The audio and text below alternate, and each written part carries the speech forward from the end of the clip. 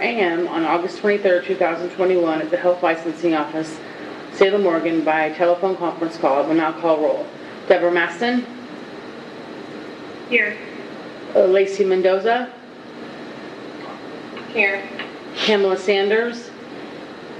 Here. Olivia Hawthorne? Here. Sonia Bellini? Yeah. Taylor Ford, I don't think she's logged in yet. And Olivia Nelson Walsh. I don't think she's logged in either. Members, when you wish to speak, please state your name and last name for the record. For the record, public members calling into the public phone line are asked to email April Fleming at april.fleming@dhsoha.state.or.us. Provide first and last name. Public and interested parties' feedback may be heard during the public and interested parties' feedback period if indicated on the agenda. Everyone asks to use appropriate language and manners and protocols when conducting board business. This meeting is now called to order. So, first thing on the agenda is call to order. I didn't have this on here, but I wanted to do a quick introduction of everybody, give them a chance to say who you are, what you do, and whatever else you want to say. So I'm Sammy Patnode, policy analyst for both of these boards. I've been doing this for about 20 years, and I'm excited to get this started. So, Heather, you want to go next? Sure. Hi, my name is Heather Vogelsong. I'm an attorney with the Oregon Department of Justice, and I provide advice and assistance to HLO and the various boards and programs that it has. So I'm here today to provide a training for all of you, and I look forward to working with you. Sonia, you can go ahead, and then we'll do Pamela, and then Lacey, Olivia, Deborah. Hi, I'm Sonia Bellini. I'm an esthetician and owner of Bellini's for almost 30 years now. And I'm looking forward to being here and collaborating with the Advanced Aesthetics to help, come up with new guidelines to the laws. And then Logan. Left.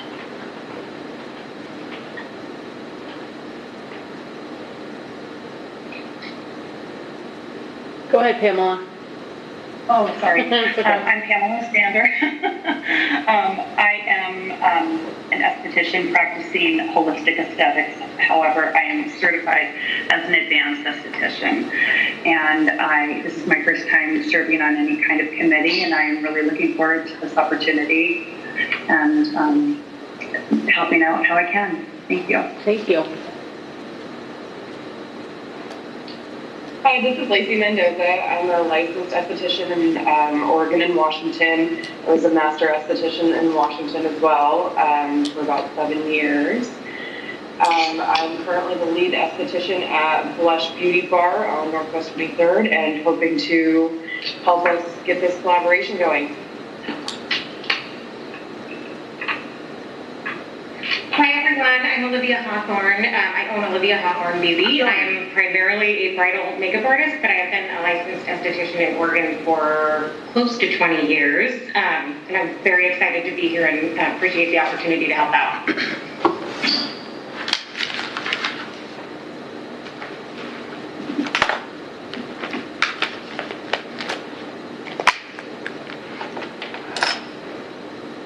Deborah? Oh, sorry. It's okay. Now, here I'm ready. Good morning. Deborah Maston, certified advanced esthetician, and I'm also an instructor of both basic and advanced. I have been around the HLO and on boards and committees and served as chairman of the CAE-COS board. So 20 plus years now, kind of about the same. I think Sammy was, we were about the same time.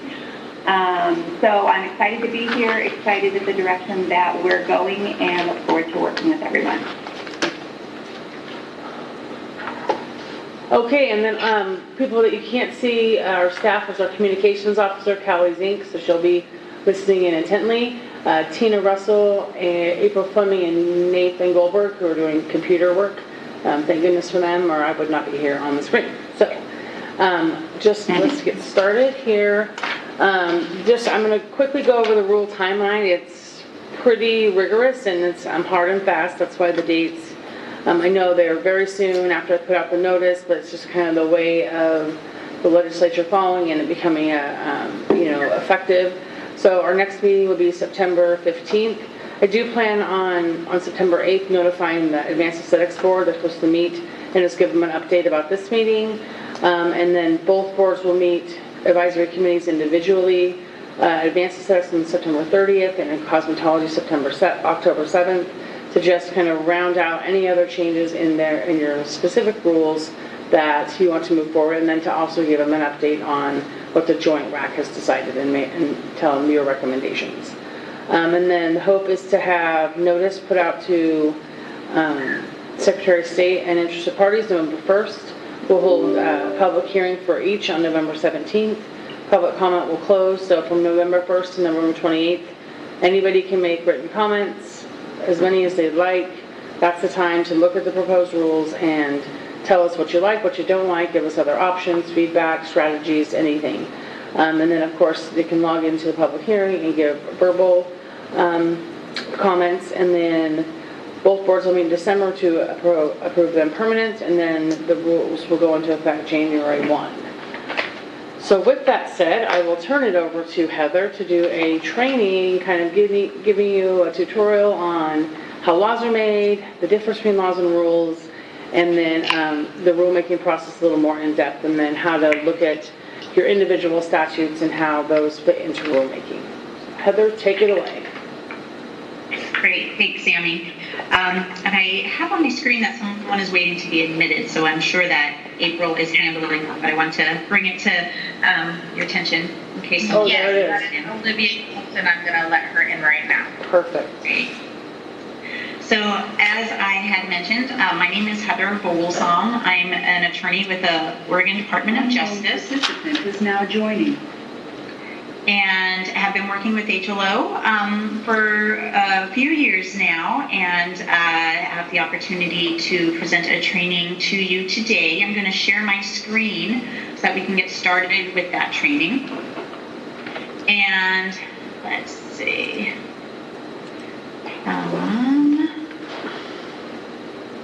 Okay. So, as I get into that real quick, it jumped me out of the screen that you guys are in. So let me Join. Okay.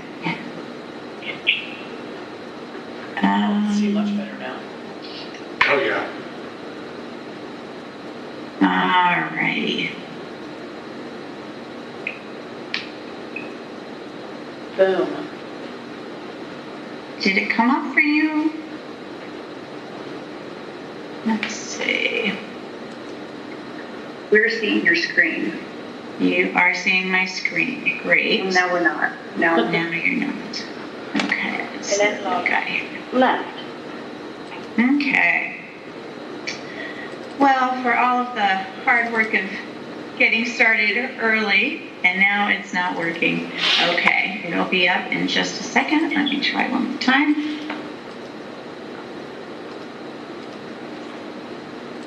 Okay, hopefully that's up for you now. There it is.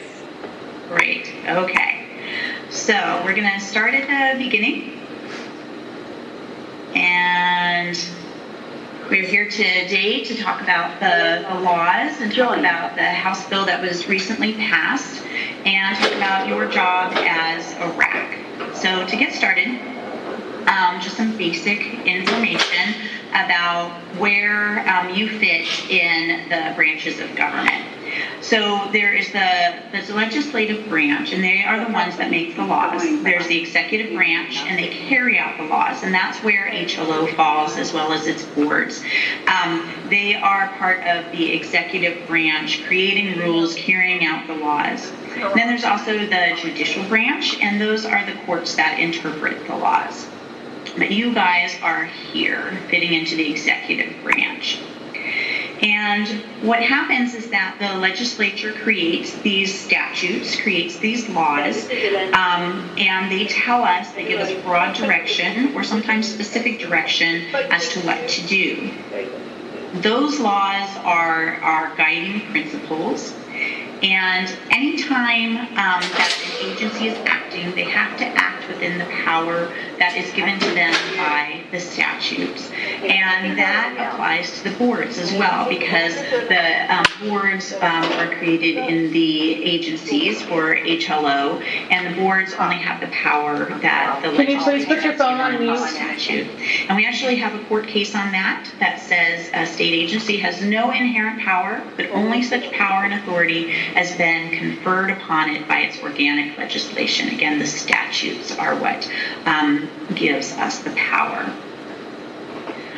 So once we have the statutes, the laws that the legislature has given us, then agencies can go forward in certain circumstances and create rules. So what are rules? Rules are laws that are created by agencies. And the agency's power to create these rules is created by the statute. So again, they can only do rules that the statutes allow them to do or that are within the governing basis of the statute. So again, we go back to the Achoco case, and they say that an agency is a creature of statute, and therefore the rules are also a creature of what is created and given power in statute. So those are our basic points of where we are at, and why it's important for this RAC is because we are going to see that what we're doing with the rules all is tied back to the House bill, which is a statute that the legislature created. It'll be a statute shortly. So that vocabulary detour, when we talk about statutes, we talk about the Oregon Revised Statutes, the ORSs, and when we talk about OARs, we're talking about Oregon Administrative Rules. So those are the official titles, and you'll hear those bantered about a bit. And so it's nice to have an understanding of what those are. So if you hear ORS, that's the statute that the legislature created. If you hear OAR, those are rules, and rules are something that HLO or the boards put in place that are based on the statutes. When enacting rules, an agency must look to what authority was given by the legislature. And how do we know that? Well, we look at the words of the statutes that govern the agency.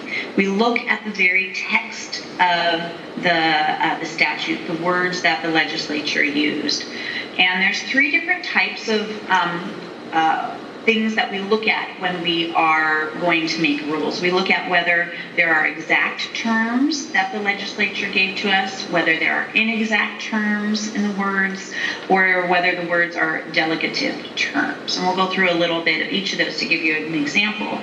But that's important to us because it also guides what ability we have to make rules on various things that are in the statutes.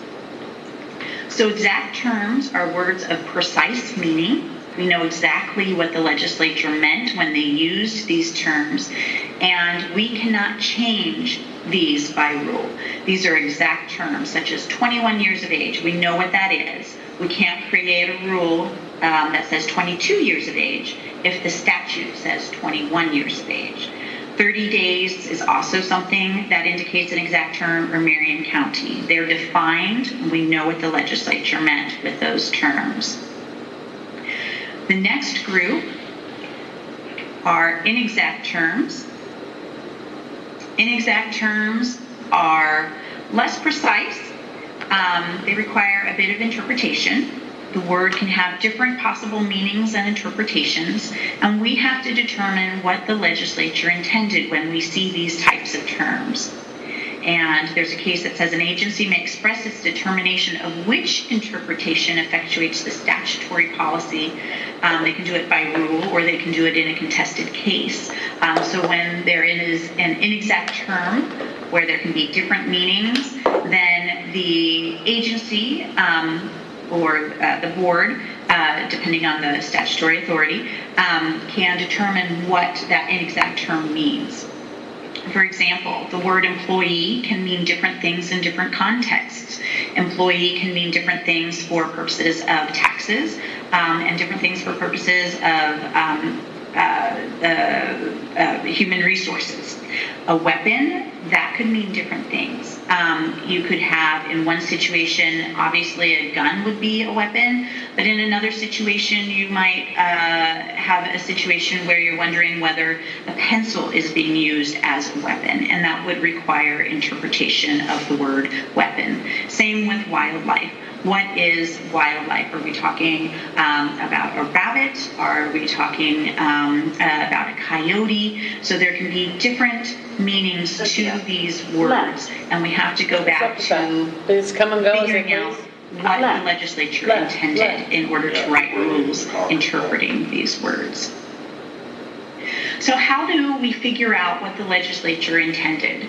Well, that is, there's a methodology in Oregon that we use, and that's part of what my job is, to help figure out what the legislature intended and to give advice on what the different interpretations of terms could be. And what we do in that situation, the methodology that we go through, is that first we look at the words. We look at the text of the statute. We look at the words that the legislature put into statute. And we look at the context of those words. So we don't look just at one particular word or one particular sentence, but we look at the creation of all the sentences around that word and that sentence. We look at that context. This step in the methodology is given the most weight in the analysis because what the legislature created with their words is usually thought to be what they intended to do. We also look at legislative history, and we look at when they were creating the laws, what the legislature said. And so we turn to legislative history to help us understand what their intent was in creating their words, the statute. And then if those first two steps in the methodology do not give us an answer as to what the legislature intended, then we can look at maxims of statutory construction, and we use those to clarify the intent. We look at the text, the context, legislative history, and then we use these general maxims of interpretation of statutes to help us where there's some ambiguity. So those are the steps that we generally take. Anyone interpreting a statute would use these in Oregon because it's set forth in the law that the courts have told us that we need to use for interpreting statutes. So a delegative term, that third term that we were talking about, how there's exact terms and delegative terms in the statutes that the legislature created. Now we're talking about that third category, which is a delegative term. These are terms that express non-complete legislation in which an agency is given authority to complete.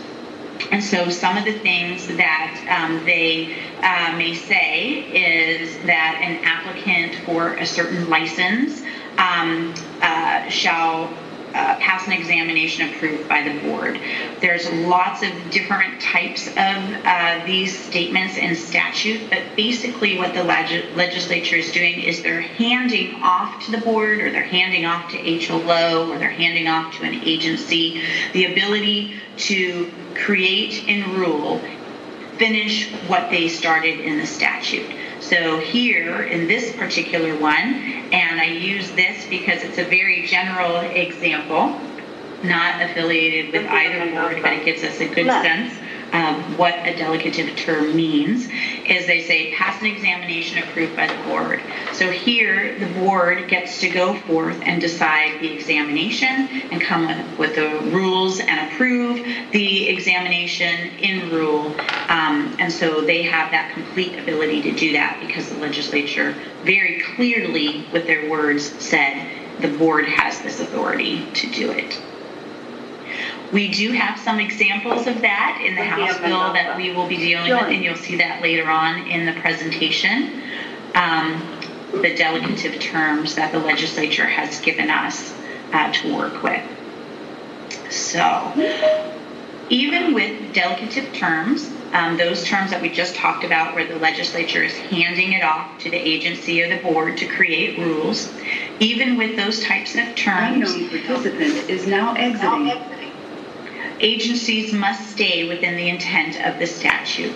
So we still must stay within what the legislature created and what the legislature wanted us to do. Oh my God. Our rules are bound by the statutes and cannot go outside of those statutes. So it's always important to know what the legislature meant when we are creating rules. And here, a good example of this is shown by the pictures. So perhaps the legislature created a statute and says, okay, agency, go forward. We have these bones that we are going to give you. They're the bones of a dog, and we want you to create in rule dog. And so then the RAC or the board gets together and starts thinking about rules, and they say, oh, well, with these bones of a dog, we could create a rule on poodles. We could create a rule on Doberman Pinschers. We could create a rule on big fuzzy dogs. And all of those would be within the legislature's intent, because those are all created with Cynthia, bones you're of on a the dog. line. We can hear you. And the rules are within what the legislature intended. Okay, we're going to mute the But phone. the RAC and the board cannot go forward and create a cat, Stop doing it because a long enough. cat is not something that can be created with the bones of a dog. So that is a very simple example of staying within the intent of what the statutes my say. own phone, but I'm hearing nothing. She can't So hear now we're going to anything. talk about the rulemaking process, now that we know that our rules Okay, hold on. are, Nate's going to work on it. come from and are designed off of the statutes themselves. We're going to talk about what the process is for making these rules. So first, of course, we have legislation, we have the statute, and then from there, we go into the rulemaking process. And the first step is that the RAC provides advice or Can you hear it now? recommendations as to what they think should be put in rules. Okay, make sure you keep your phone From on. there, the rules are drafted from those recommendations, and usually they are reviewed by the individuals that have the authority to create the rules, whether that be the board or HLO. Then the draft rules are filed with the Secretary of State, and notice is given to interested parties. That would be given out to the people in the public who would be interested in those rules, affected by those rules, might be regulated by those rules. So given out to all the people who are interested, draft rules are given to them so that they have a chance to review. Then the public is given time to comment on those draft rules before those rules are enacted by the body that has the authority to set them into stone, to enact them. And then the board and the agency, they consider the public's comments. They discuss and they determine what the final rules should be after giving consideration to the comments that came in from the public. After that, the rules are finalized and then they're filed with the Secretary of State. Once the final rules are filed with the Secretary of State from going through this process, then we have the rules which are enacted. So that is the rulemaking process in a very small nutshell. There's lots of pieces that are part of that, but that is just the basics. So what's the purpose of the RAC? This is the first step in the rulemaking process, and the purpose of a Rules Advisory Committee, which is what a RAC stands for, is to get the public's involvement in the rules, to get their ideas, opinions, perspectives, to get their expertise on the various issues that will be addressed in the rules. The members of the RAC represent the interests of persons likely to be affected by the rule. HLO tries to go out and get different perspectives, different people, people who will be impacted by the rules, so that we can have that type of expertise on our Rules Advisory Committee for creating the rules. The RAC provides advice and recommendations on the rules to the board or to the agency. What your job is to be the resource for the rules, and then the board or the agency has the final authority to adopt the rules. And so you have a great job, a very important job of providing that advice and recommendations. And then the RAC, important to know, is held in a public meeting. And so the public can attend this meeting. It is something that our meeting materials will be made available to the public. And why is that important is because we want the public to know what is going on with our rulemaking process. We want them to know what's happening with the agencies and the board's business. And we have to follow certain requirements for public meetings. And what are those requirements? This is something that HLO will take care of, not something that you need to take care of, but it is important for you to know about because it is something that impacts you in our meetings. So the basic requirements for conducting a public meeting are that we give notice to the public that a meeting is happening, and HLO took care of that. The public notice went out, and people should be aware of the meeting. If they're interested in attending, they can. The access by the public is just that, we let the people know that it's happening, and HLO has a phone line available for the public to attend, to listen in on the meeting, and to be aware of what is going on. The third requirement is that there needs to be access by persons with disabilities, and so HLO has the method set up so that if there is an individual who needs a certain type of access to be able to attend the meeting, that person can be accommodated and can also attend the meeting. So that's really important that we make sure everyone is able to attend. Another requirement is that it's recorded or that minutes are taken. And so today HLO will be recording or taking minutes, but making sure that it has complied with the statutory requirements to record or take the minutes of this public meeting. So that's something that you should be aware of.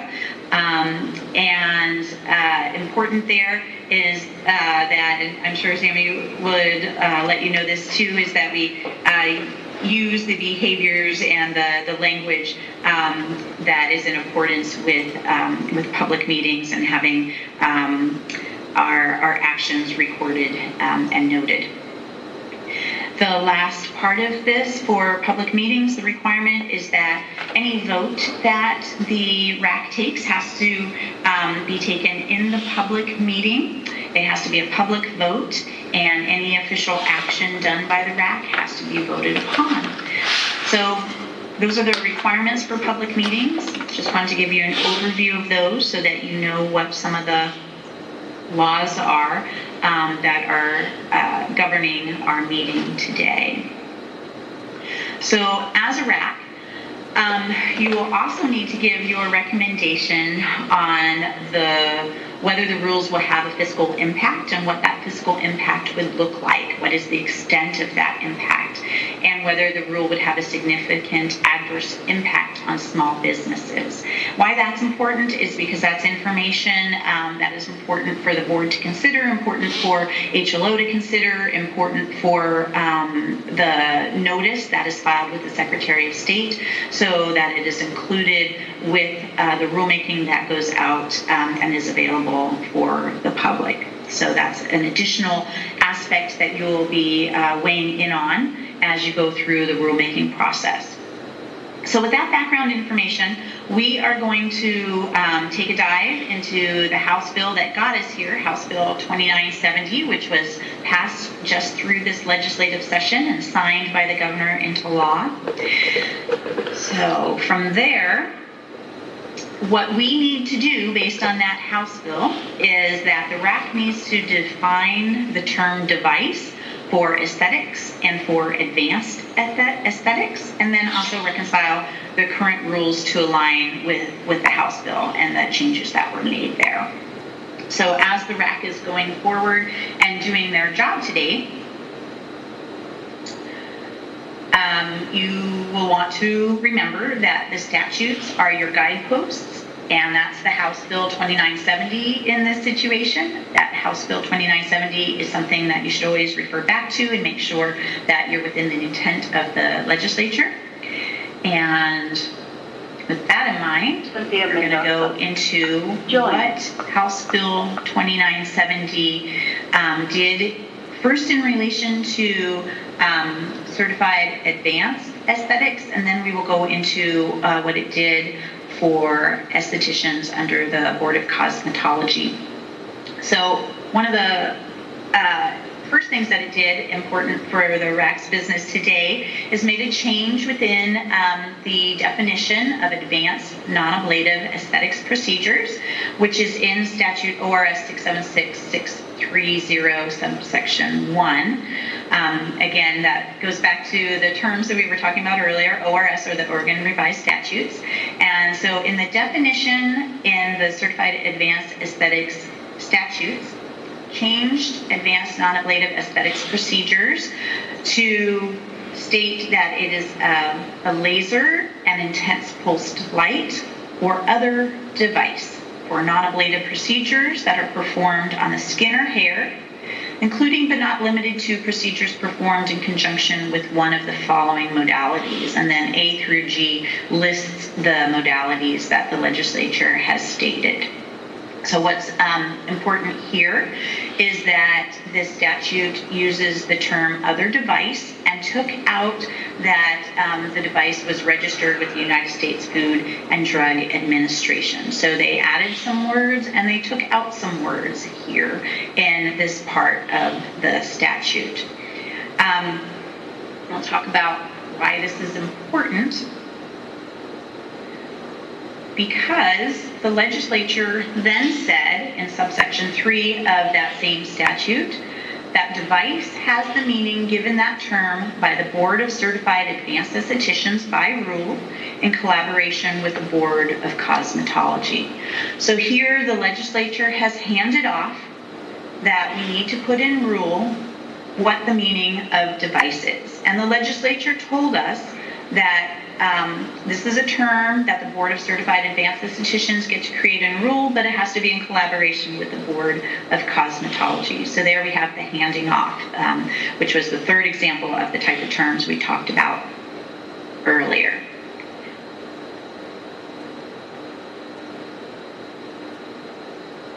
So we know from that definition that there's a process that we need to go through to determine what advanced estheticians can do. And this is just a little graphic to help sometimes, helps to have it broken down into pieces. So whether a procedure is within the scope of the certified advanced esthetician, we have to ask, is it performed on the human skin or hair? If it is, then does it use a device? And that is, again, what the RAC is going to be giving their recommendations on, and I have C-defined term in rule. So that's the piece that we're at, is that the legislature has told us go forward and define this term device, and we're going to look at doing that in rule. And then the other pieces of determining what's a type of procedure that a certified advanced esthetician can do is that we then ask whether it's non-ablative. Is it an aesthetic modality? And those were the A through G that the legislature has in statute.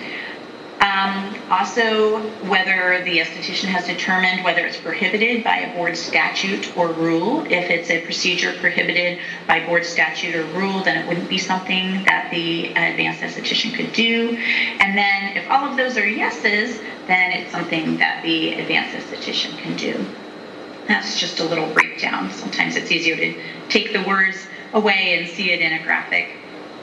Next, we're going to look at 690.005. This is a cosmetology statute, and the definition of aesthetics is something that the House Bill 2970 also made a change to. Here, what you'll see in bold, just like with the other statute, is a change, and then we have the mark out as to what the legislature deleted. So here, aesthetics means any of the following skin care or facial care practices performed on human body or face for for the purpose of keeping the skin of the human body or face healthy and attractive, and not for medical diagnosis or treatment of disease or physical or mental ailments. So the first aspect is that it's the use of the hands or mechanical or electrical apparatuses, appliances, or devices for cleansing, stimulating, manipulating, exfoliating, or applying lotions or creams. So you can see here that what the legislature did is they added the word devices into this cosmetology statute as well. So they've used the term devices in both areas of advanced aesthetics as well as aesthetics statutes. They also went further and defined what is a mechanical or electrical apparatus, appliance, or device. And what the legislature said in House Bill 2970 is that term includes, but is not limited to, galvanic current, high-frequency microcurrents, light-emitting dietherapy, and microdermabrasion that does not penetrate beyond the epidermis except through natural physiological effects. So it gave us some guidance there as to what is a mechanical or electrical apparatus, appliance, or device. And then in B, 12B, it went further and said what that term is not. So they told us that term does not include lasers, intense pulse light, or device, as that term is defined by the Board of Cosmetology by rule in collaboration with the Board of Certified Advanced Estheticians.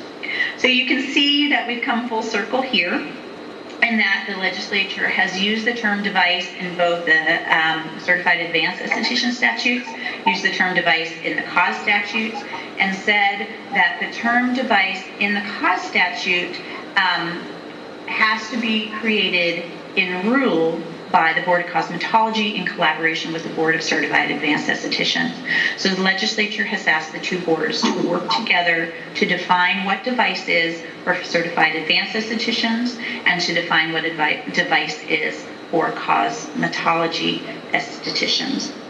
So these are important guideposts for us to be looking at as the RAC goes through and makes its recommendations and looks at creating rules.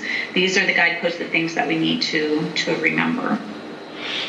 So try and break that down a little bit. We have a graphic here. So whether a procedure is within the scope of a certified esthetician, the first thing we ask is it performed on human skin or hair? And if it is, then we look to see whether the purpose is for keeping the skin of the human body or face healthy and attractive, and not for medical diagnosis or treatment of disease or physical or mental ailments. The next aspect is to look at what it falls into. Is it the temporary removal of hair, makeup artistry, eyebrow and eyelash services, or facial and body treatment? Or does it fall into this term where we now have the word device? Is it the use of hands or mechanical or electrical apparatuses or appliances or devices that do not penetrate beyond the epidermis except through natural physiological effects? And that's where we are, is to define in rule what device is, and also to be looking at what natural physiological effects means, because that impacts this term.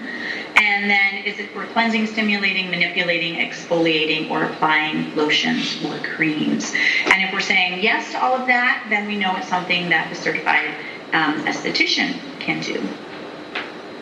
So I have a few background slides in here to give you some more information. I'm not sure how familiar all of you are with House Bill 2970 and also with some of the differences and similarities between the two professions. So it's going to provide a little bit of background information so you all have that as the RAC goes forward.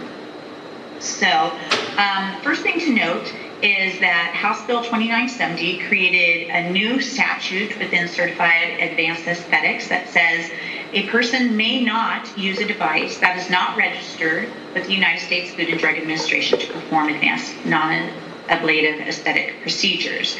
And it says that the Board of Certified Advanced Aesthetics may adopt rules to carry out the section.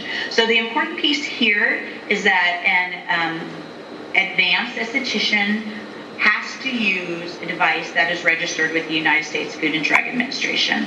Took it out of the definitions of what advanced non-ablative aesthetics is and created its own statute having this prohibition. So that's an important prohibition for us to be aware of. The next thing to note is that House Bill 2970 in the aesthetics definition for cosmetology, made an additional change to the aesthetics definition under B, D, E, and F, and you can see that here in the bold. So not only did they state include devices in the term mechanical or electrical apparatuses, appliances, or devices, but they also added in that temporary removal of hair can be by using lotion, cream, an appliance, wax, thread, sorry, I had wax in there twice, sugar tweezers, dermaplaning, and other means. I'm going to pronounce this wrong, so I apologize. You could all correct me. Depilatory, I'm not sure if that is how to pronounce it. So they added those words to give examples of temporary removal of hair. And that'll be important as the CAE-COS goes forward in their RAC to look at whether to create rules on that. But wanted to give you that background information that they have that. And they also made a change to the D, the eyelash services, and that they included eyebrow and eyelash services. And then instead of saying facial and body waxing and facial and body wrapping, they put facial and body treatments, and they put that in E. So those are additional changes that the House bill created. Further background is that advanced estheticians are also licensed as basic estheticians. I am sure that all of you experts who are advanced estheticians know this already. I'm not sure whether estheticians who are estheticians under the cosmetology rules know that, so I wanted to include that.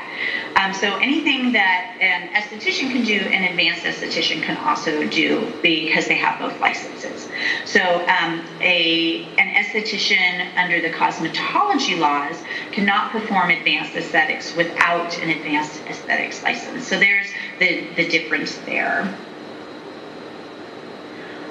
And as further background, important to note is that the advanced aesthetics statutes have prohibitions in there requiring a person to have a license in order to practice advanced non-ablative aesthetics procedures. And then it goes forward and says who's carved out of that. And this prohibition on doing advanced non-ablative aesthetics procedures is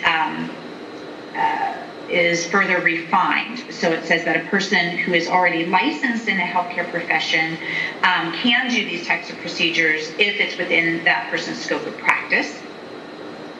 And also a student who's enrolled in an advanced non-ablative aesthetics education program or training program would be able to, or an advanced non-ablative aesthetics program that combines education and training, that person would be able to also practice advanced non-ablative aesthetics as they're learning it as part of their training program. So that is a little bit of background information so everyone knows where we're at. So that all of that information, the job for you here today is to remember the intent of House Bill 2970 and to define what device is for aesthetics and define what device is for advanced aesthetics.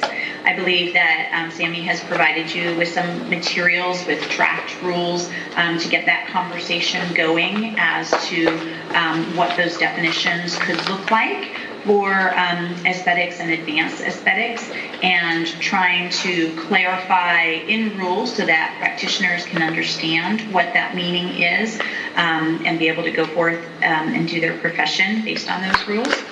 And then also to look at any other current rules that the definition of device would impact, or that some of these other aspects of House Bill 2970 would impact, and make those corrections in the rules to align them. So that is your job going forward. And with that, I will say thank you. I know that was a lot of information, and I wish you luck as you go through your collaborative process today. Thank you.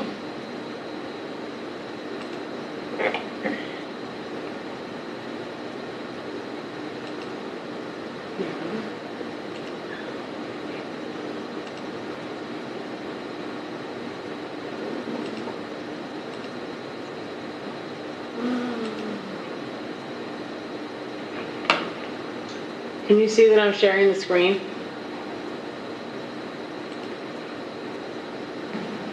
Yes. Okay, perfect. So Heather went over the first kind of two items I had in the packet, which was an overview of what House Bill 2970 did, or what you guys need to do to complete the task that the legislature gave, and then the House Bill 2970 itself, which we will probably go through and reference from time to time. So Heather and I worked on this together. There we go. Yeah, no, let me move you. Hold on. There we go. Now this makes more sense. Okay. So we gave you, so starting with advanced aesthetics, I think it's probably the easier of the two sets of rules to go through. And they give you a starting point, and well, I think we just start with page 1 and start walking through it, ask questions. You guys got this Friday afternoon. Hopefully you had time to review it. Heather did a lot of work on it to make it really clear and concise. So we'll just start. Anytime we deal with definitions, I added a couple things here, but we may go back and add more definitions. It's kind of like the last piece that you do is you add them in as you go. Sometimes we don't need to add any definitions in, but sometimes we do. So we'll reference back the definitions as we go. I think there's some people in the meeting that have to leave at noon or 1. So is that right? Cynthia Mendoza left. Anybody? Noon or 1? Fine. 1, okay. So hopefully we'll finish up by then, and I think that will give your brain a good go ahead once we get going here. So the first item would be a new rule. It's page 1 and then page 2 on my shared screen here. And then I'm just going to go through and read it. A lot of it is just duplicating what the statute says, just to make it super clear that what the board's intention is going forward. So ORS 635 prohibits the practice of advanced unablated procedures by anyone who is not authorized to practice advanced unablated procedures by the Board of Certified Advanced Estheticians, except for licensed healthcare professionals acting within the scope and students enrolled in advanced unablated aesthetics training program, educational training program. So that's just reiterating what the law says, just to be really clear of what the intention is by the legislature and what the board has to do. And then the practice of non-ablative aesthetics is defined under 676-630 and is a procedure that uses intense pulse light, laser, or other device for non-ablative procedures performed on the hair or skin. And so again, that's just stating what's already in statute. This is where we have gotten into, this is where we'll need your expertise. So a device for the purpose of 676-630 is an advanced aesthetics device. An advanced aesthetics device is a product that has the capability of penetrating beyond the epidermis, a laser, C, an intense pulse light. So probably the biggest one here is A, a product that has the capability of penetrating beyond the epidermis. And Heather, correct me if I'm wrong, we put this in here because the cosmetology statute set the limitation at epidermis, right, in 2970, under mechanical apparatus. It says, so we put the bar there. It could be, we'd want to definitely take feedback on that.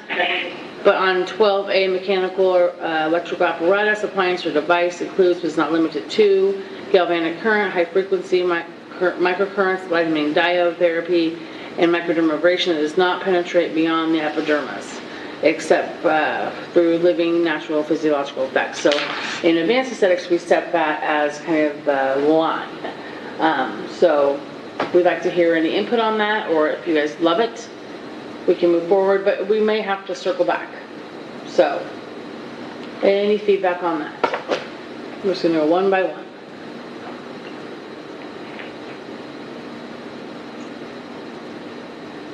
You guys love it? Sammy, this is Deborah. Hi. Go ahead, Deborah. Okay, so I guess my concern is that if we're using a product and saying that it penetrates past the epidermis into dermal or even into adipocyte areas, are we then crossing into it being prescriptive or a drug? So I guess I'm saying is that, we would have to then look at what that product would be so that we weren't doing practical medicine, I would think, right? Correct? What the device? No, I'm talking about a product when you're saying, we're talking about a product applied to the skin that penetrates beyond the epidermis.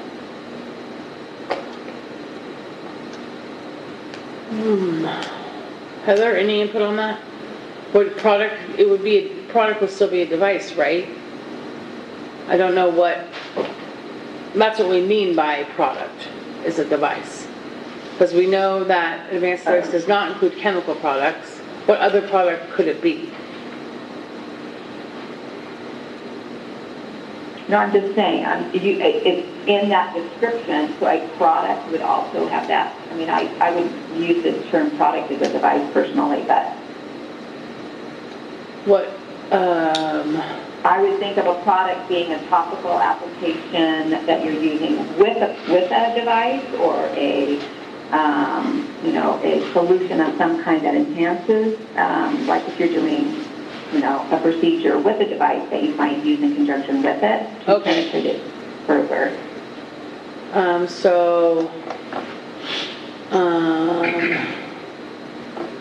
A tool, is a device, a product. I don't know. Let me see. Anybody have any suggestions here? Taking suggestions. Can you hear me? Yeah. Well, under here, it's also stating that under 4, an advanced aesthetics device is not a chemical product. So, whereas up above in 3A, it says a product has would be a device. Right. So it kind of seems like is that what you're saying? Yes, but I think what Deborah's saying is that product could be confusing, and I guess that makes sense, is it combines with chemical products, Right. So a product Right. could be a product or so there are products that wouldn't be chemical that you would use in conjunction with a device, right? Yes? Yeah, most definitely. The product should stay, so maybe it should be or.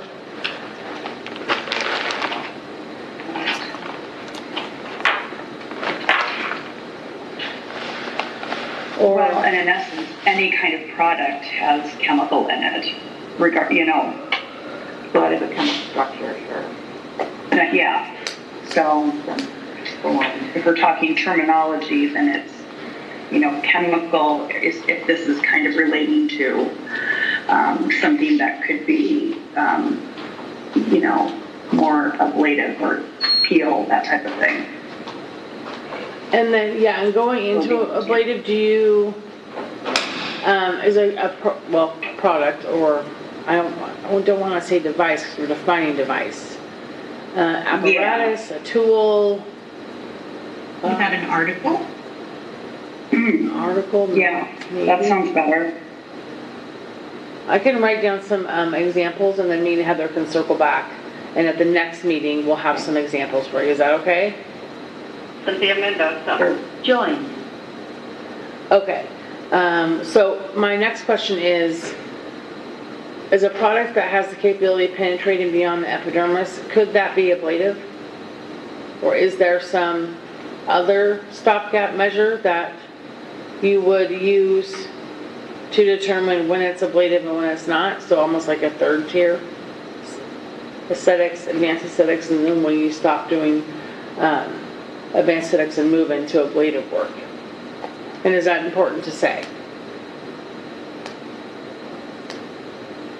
Because, and I say this because we define ablative as means of total destruction of the epidermis, creating a wound pursuant to the definition given under number 5 and then 676, 634. So does the definition of ablative and the way we put the term a product, article, whatever we're going to call it, that is capable of penetrating beyond the epidermis, do those two jive? Or are they different? This is where we need your expertise, because we don't know. I don't think anything that I can think of would be considered ablative is Deborah. That would be a so-called product or device that would be okay in the category. I think it would be exclusion. I mean, it would be a chemical. So I think we're okay there. Right. My question is, does 3A, the way it's worded, a product that has the capability of penetrating beyond the epidermis, align with the definition the board has given for ablative, which means the total destruction of the epidermis, creating a wound? Not necessarily. So they don't align. I would think that just because it goes beyond the epidermis does not necessarily mean that it would be ablative.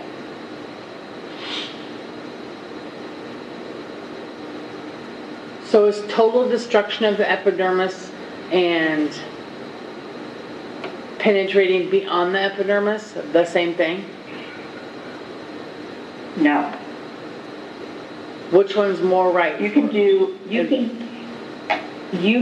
cryotherapy, and it would not ablate at all the epidermis, but it goes beyond the epidermis.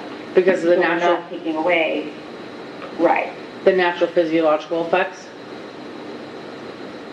of using the Right, you're cryotherapy. doing the procedure and it's affecting adipocytes, but it is not ablative. And so what I'm saying is that there are machines and devices out there that are going to go beyond and are not considered ablative. So, But they're not creating a wound either.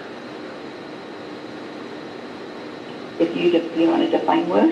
Wound, well, ablative is defined and wound is inablative. Right. So if Right. cryotherapy doesn't create a wound, check, we're good, but does have some natural physiological effects beyond the epidermis, I think if it doesn't Yeah. create a wound, it may be okay, but let me write this down and talk to Heather about it. Some of these Okay. things, we're gonna have to circle back and maybe give you guys some legal Sure. advice. So just keep feeding me information. Could I check in real quick? Yes, please. So this is Heather, and maybe I misheard, but so correct me if I'm wrong. It sounds like there are instruments that are devices that go beyond the epidermis and that are not ablative and they don't create wounds, but they do go beyond the epidermis. Is that correct? Heather, will you say that again? I apologize. Yes. So it sounds like there are instruments, what's considered a device for certified advanced aesthetics, that does go beyond the epidermis. And so it's not the physiological effects, which are the natural effects or that we have defined in CAE-COS, but is that the actual mechanics of the device goes beyond the epidermis. But when it is doing that, it does it in a non-ablative way and a non-wounding way. Is that correct? Yes. Okay. So this definition would capture that it goes beyond that epidermis. And then checking in with the RAC to make sure. The 3A, I think, yes. I think possibly the one in definitions may need to change. But what does the RAC think? I'm just gonna go per person. Sonia, any comments? Sonia? Sorry.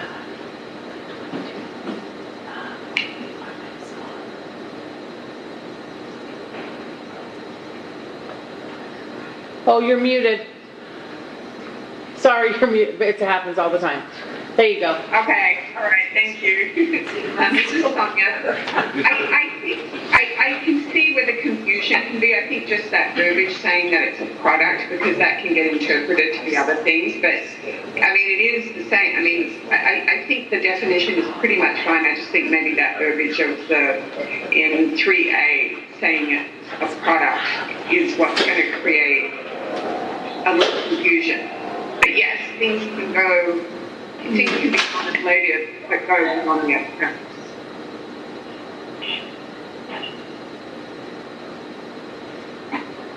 And we're talking about the scope for advanced aesthetics here. Yes. Right. Okay. Yes.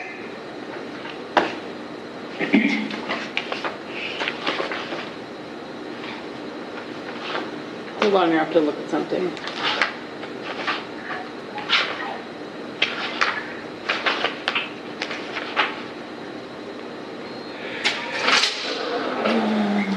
Okay, so we took that.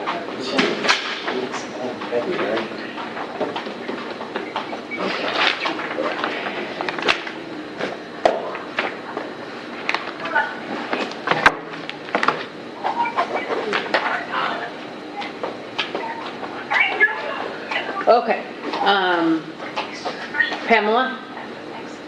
Oh, you have a hand up. Yeah, Go ahead. Pamela Sander here. I am okay with, I'm okay with this. However, I do feel like something needs to be changed as far as the verbiage regarding product.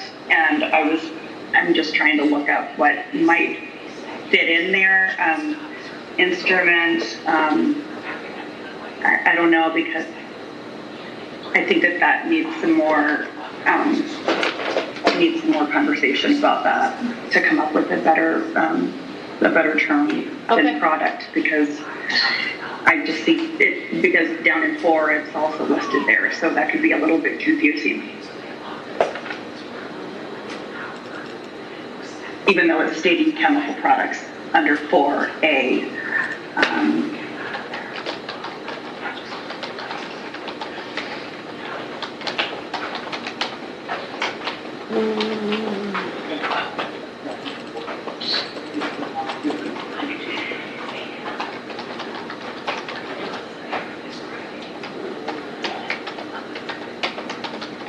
Did someone say device? Did we say device before?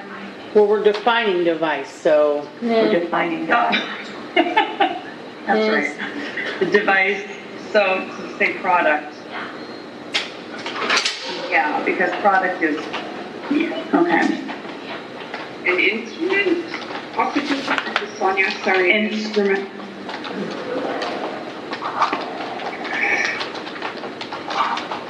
Right.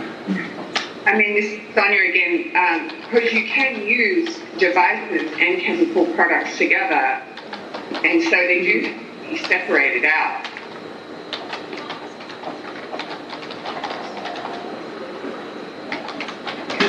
No, what I'm thinking is like microneedling radio frequency. So we're creating tiny microchannels, and then you use radio frequency to heat up dermal tissue.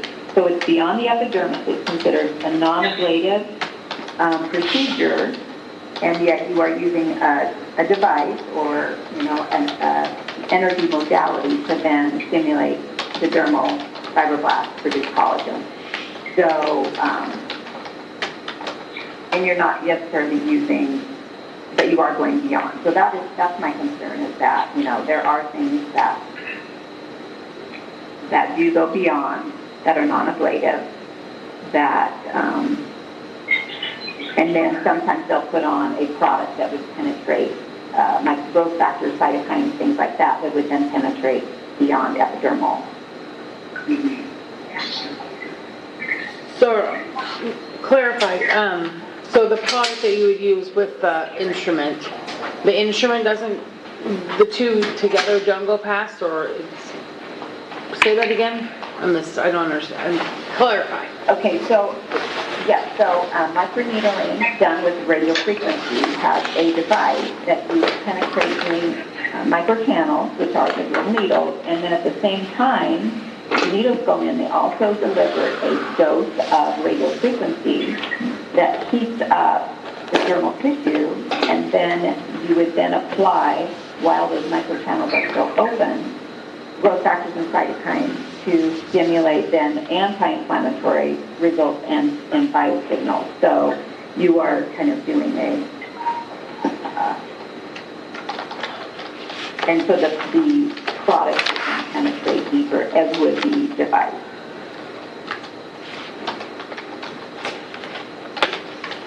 And it is not, it's hyaluronic acid, which I suppose has the chemical makeup, but I would not consider that I don't know. So does this create some kind of a wound? Do the microchannels create a wound? They do create micro injuries, but not ablative. So they don't go beyond the epidermis? They go beyond the epidermis, yes, into the epidermal, at least, into the upper dermis, usually at epidermal junction.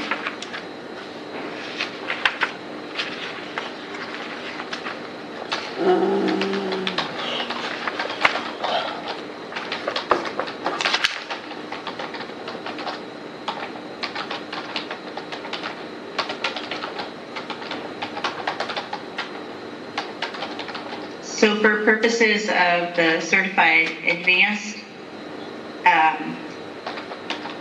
aesthetics, are those types of devices mechanical or electrical,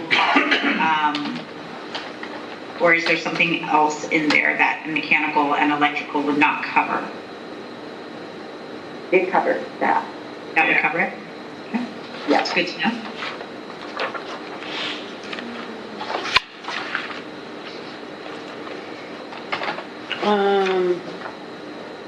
What was that you just said, Heather? I was typing. Mechanical and electrical is a description that covers all of those types of devices. There's nothing that wouldn't fit within mechanical and electrical. So that's helpful. That's very helpful. I can't spell. I'm typing these notes so that you guys can kind of get a sense of where my brain's at. But if I get something wrong, by all means, say something.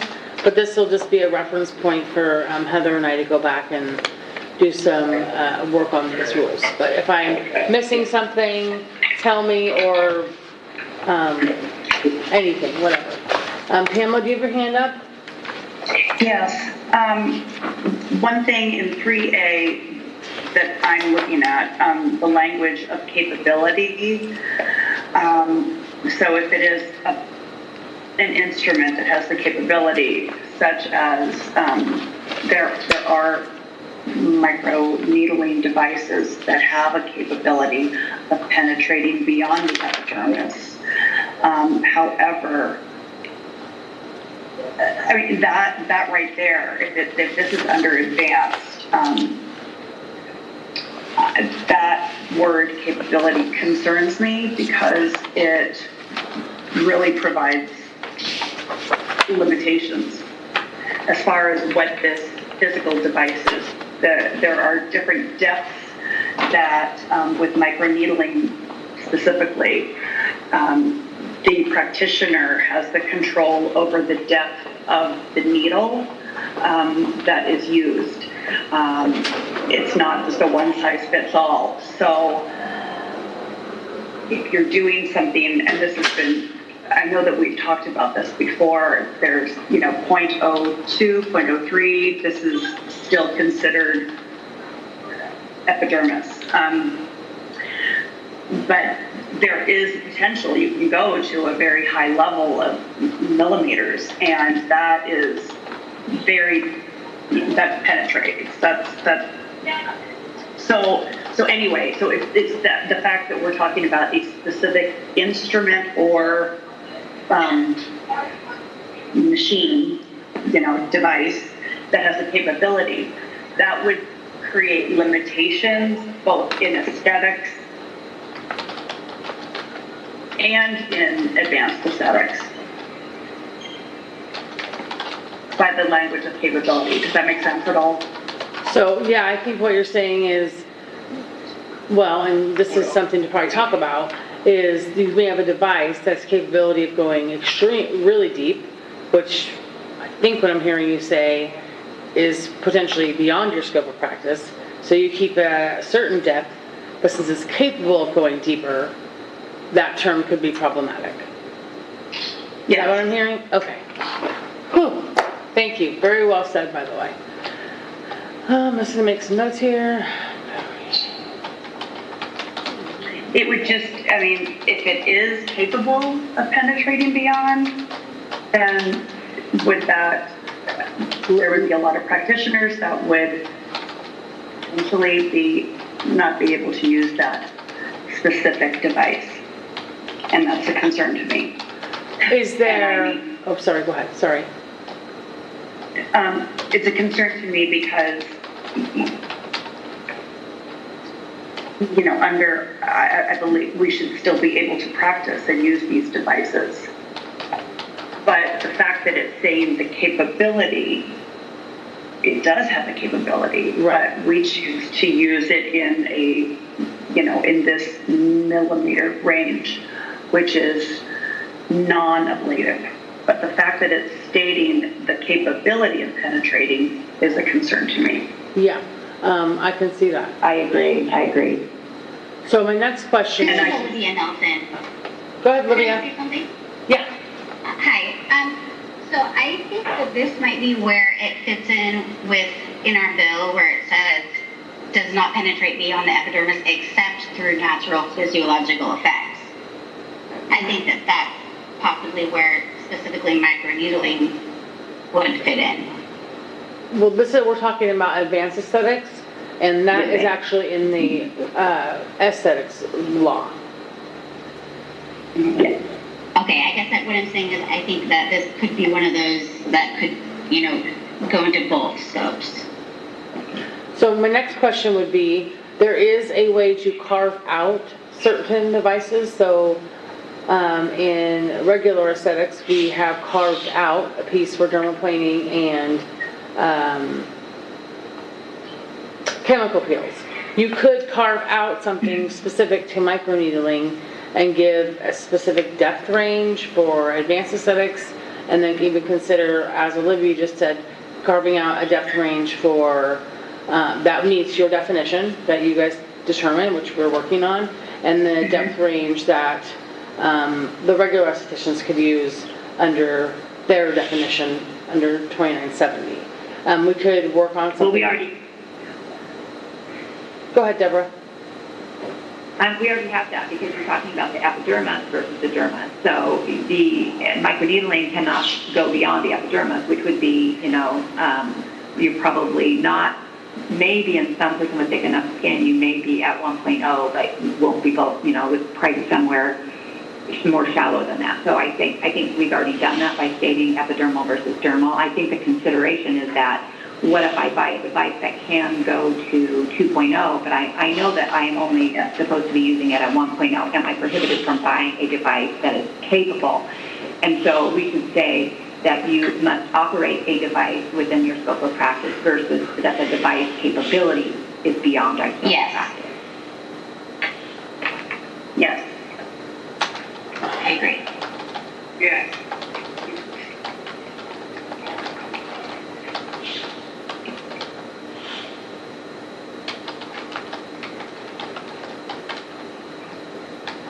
So we don't want to do the opposite, which is say the device can only do X.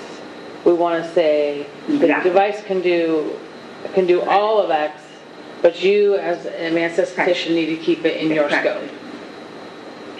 Yes, yes. Yes. Yes.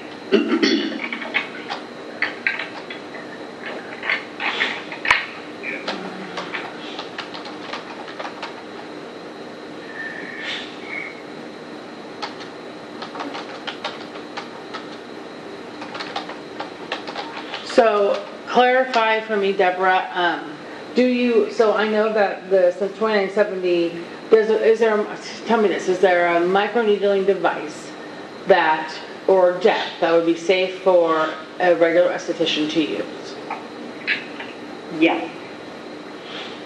And what might that It be? goes from, well, pretty much there's lots of them on the market, but you could go from, 0.25 all the way up to 2.0 on many devices now that are approved. We have a lot more on the market. So yes, and there's hand tools already that are even sold over the counter. So yeah, very easily. So just for policy's sake, this is probably the biggest question I get, and I probably get this 6 or 7 times a week about microneedling. It would be,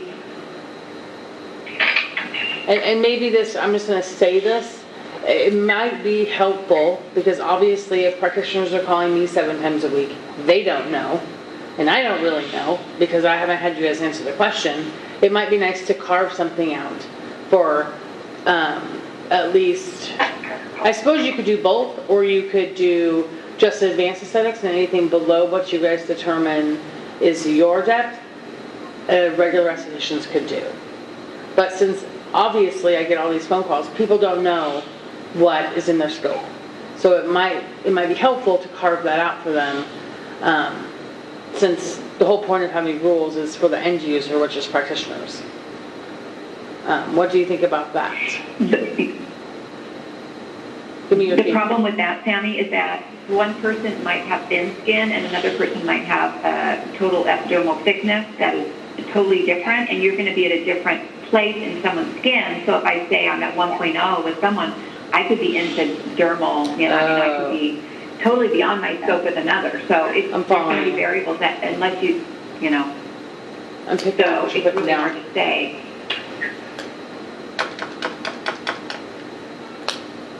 Let me think about this. Let me and Heather think about this. That's helpful. But if you're bleeding, you're in the dermis. So I would say, if you're getting pinpoint bleeding, you're actually beyond the epidermis. And so maybe you could certainly say something to result where, that you are not, that might be a good endpoint, which I teach flush not bleed anyway for better results. So I would say, if you're looking for a depth, maybe. Can I ask a few questions? Yes, please. I don't always pay attention to the hand raised, so chime right in. So would the RAC feel comfortable saying that microneedling that does not go beyond the epidermis, it would fall within the CAE-COS esthetician, and microneedling that goes beyond the epidermis would fall within a certified advanced esthetician? Or is there a layer of skin or a way to categorize it that's not a depth of a needle, but more towards the layer of skin? So maybe the pinpoint bleeding? Sorry. No, this is Olivia Nelson. So in the House bill, it says for cosmetology, if it's within the epidermis, but that important part at the end that says, unless there are physiological effects.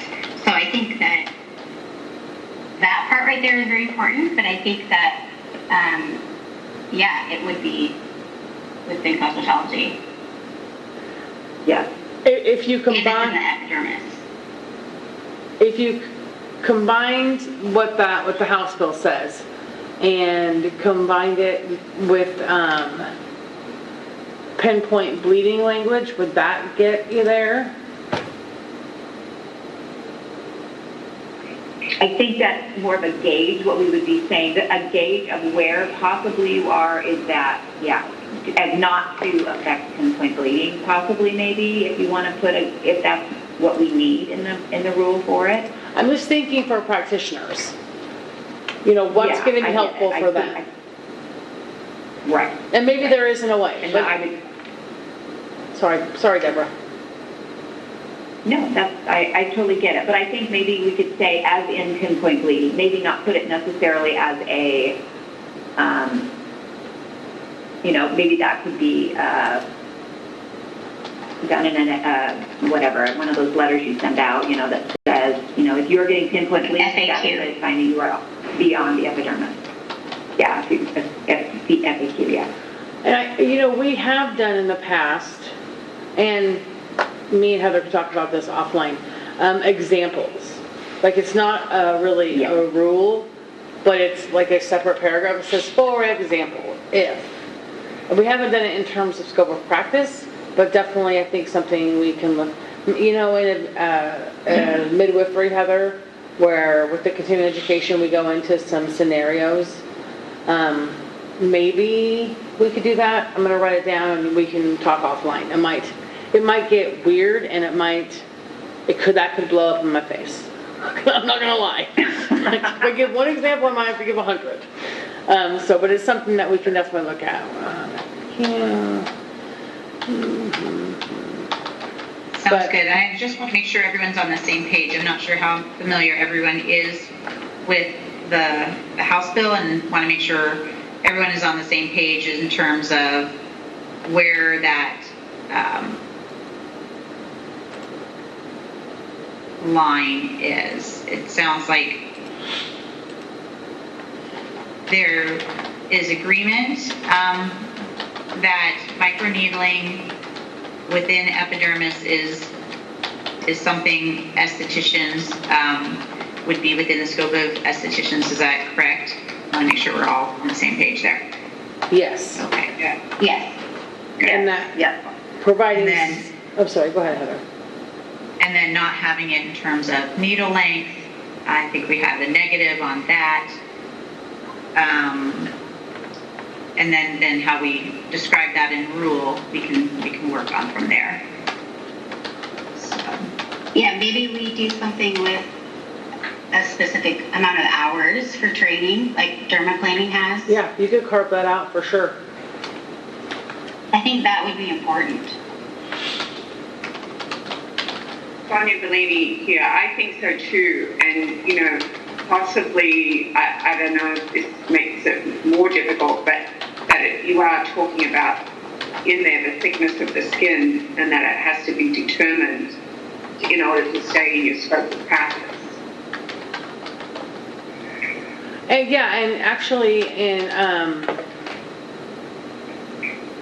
I think in chemical peels and dermaplaning, I can't remember, I'd have to look. We do talk about depth, but we might have to turn that around a bit to fit this. But I definitely think it's possible.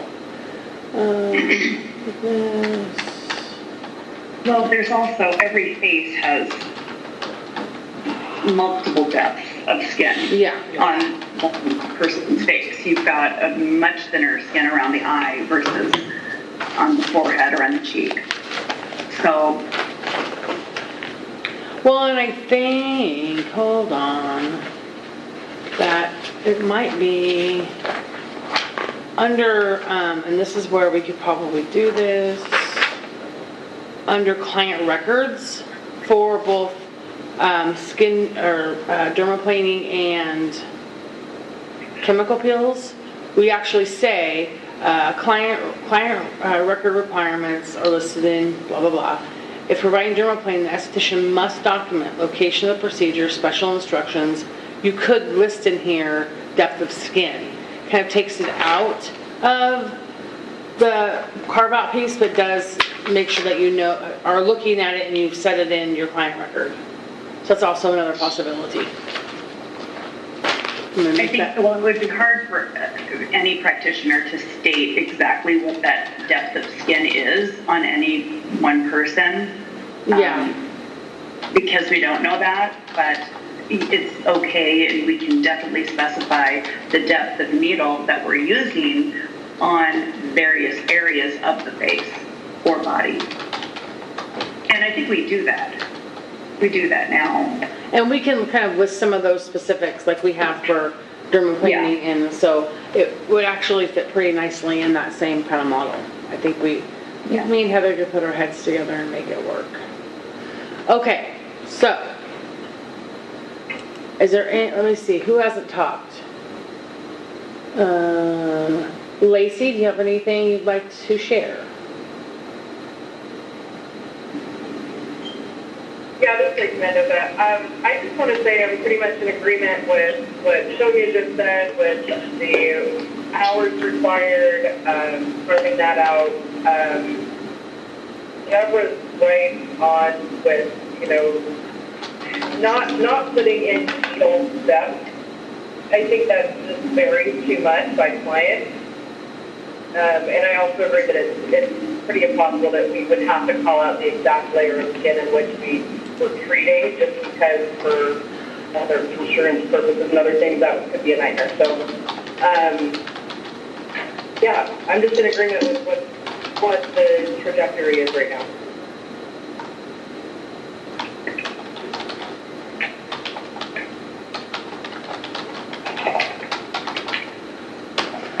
Okay, so Olivia Nelson. Anything to add? Yeah, I agree with all of that. The training, putting in something about training somewhere in there. I'm in agreement. Do you guys have a number? Just so we can take a step at it. Where'd my stuff go? I'm really not crazy. I do have things here. So with dermaplaning, we have, where's my chemical peel one? Just if you want to throw out some numbers, the way we've worded, let's see, I'll use dermaplaning.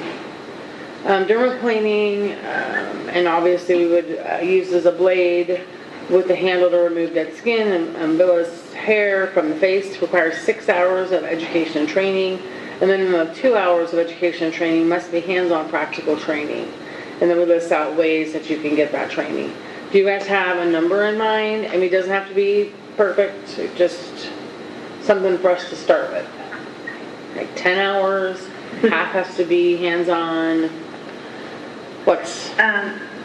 Sandy, can I? Yeah, I think the hours could be similar to dermaplaning. My question or my concern is that as an instructor, I see girls that are non-qualified to actually be teaching because they've been doing it, then they decide they're going to teach it, and so then the training actually, that's always a problem when we have people that are, just because you know how to do it or you do it does not qualify you as a trainer. So I would certainly think that needs to be addressed. Who, and I'm not sure exactly what.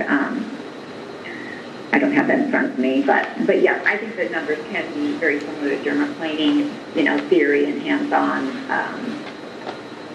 So the way we put it is the education and training must be obtained through schools, institutions, vendors, manufacturers, formal seminars, an esthetician experienced in dermaplaning, or a licensed healthcare provider experienced in dermaplaning. It is your responsibility to make sure you have had the required education before performing dermaplaning, and that you comply with the board's requirements on documenting and training education and retaining those documents. Would there be something more you'd want to add to? I would say, yeah, the person that is trained, an esthetician trained in it, is not necessarily qualified to train someone else. So that was my concern, is that I know of several people that have provided training that has been more than, or very poor. There's a lot of safety issues involved in different things, and I would say that there should be some quantifying of that training. If you can't just let anyone, once I learned and turn around and train someone else. So I think that needs to be addressed. So, this is Pamela. I agree with that as well. So here would be my comments, is this would be difficult to regulate. Because we wouldn't be loading the rifle in the front end and saying, oh, you're approved to train this course. That's not something that we've done in the past for anybody qualifying. You know, if you know it, teach it, and that's fine. That's how we've always done it. I'm not even sure we'd have the authority, we'd have to look into that, to say, okay, you, Pamela Sanders, have the experience necessary, and we list whatever that is, to teach microneedling, and then you go into our computer somehow as someone who can do that. That would be something we've never done for cosmetology, and I don't know if we even have the authority to do that. We can definitely say, these are the things you have to do, or these are the qualifications you need to meet, and there would just not be any, it would be a post thing. So you get the training and education by this person with these qualifications, and then you hold that documentation in your file, and with that documentation it would show that this person met that qualification or to train you. And that's, we can do it that way, which would be the way we do it now with dermaplaning and microneedling. But I can't guarantee they really have it. You know, do you see what I'm saying? Like, we wouldn't load it at the front end, it'd be at the back end. Does that make sense? Yeah, it does. I'm just saying that it certainly does not give any criteria for a practitioner that learned last weekend, and then I take it and go train someone and certify them. So I think that the person certifying should have something more than just that I've attended a class too, and now I'm going to teach someone else. So give me just a years of experience. Give me some ideas. This is Sonia. I would say, you know, a certain amount of experience. You know, a year or 2 years experience doing it to train other people.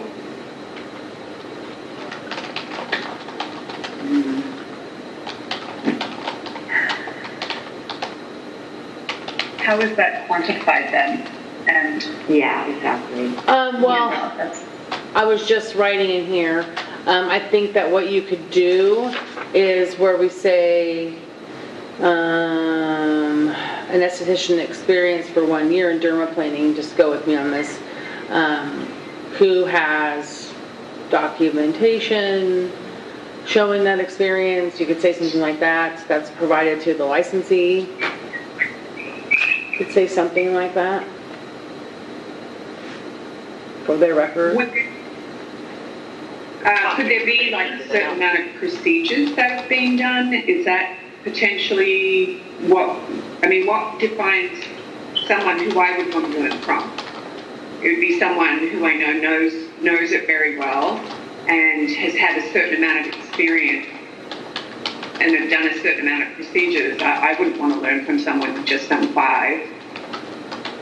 So rather than years of experience, or you could do years and you could put a number on it. So at least a year and 20 different procedures. Or whatever number you guys come up with. Because she's right, you could have the experience, you could have the training for a year, but maybe you never did it. Right. So maybe putting a number on it gets you there. And we could, the forms person is going to kill me for saying this, Callie's on the phone, I think. We could do like a document, just part of the FAQ that kind of lists out, you know, just something that you could use to track what that looks like, and give to the person who's getting the training, like just a sheet that says your name and license number and how many times when you did the procedure. We could provide something like that. We've done that for like sleep technology. We have that, so that might be helpful for practitioners. Is there a number and years of experience that you would lean towards?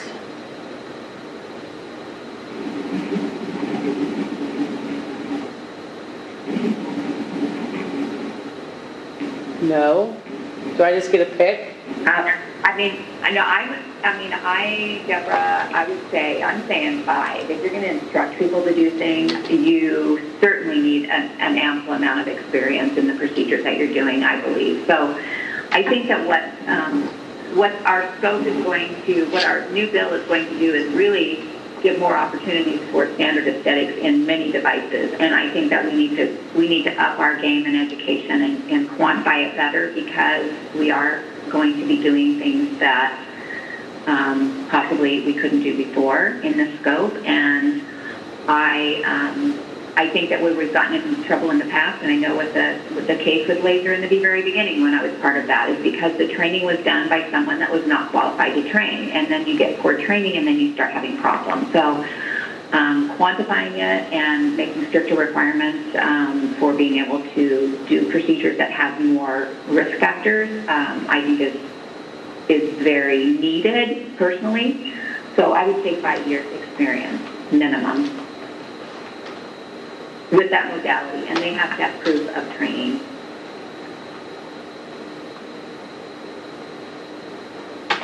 And I would like, this is Sonia Bellini. I agree with you, Deborah, and I also feel that you have to, in your training, you would have to do a certain amount of procedures, right? I don't think you can just do one and consider and then go off and start working on clients.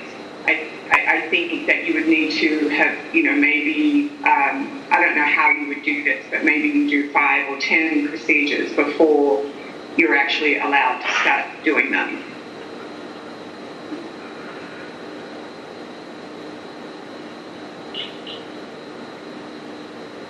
Just so This is Lacey Mendoza. Can I ask a question really quick? Yeah. So I'm curious where curriculum, for the training curriculum, falls into all of this. Like, because the thing that I've noticed with a lot of the training that comes out of You're breaking up. You're breaking up.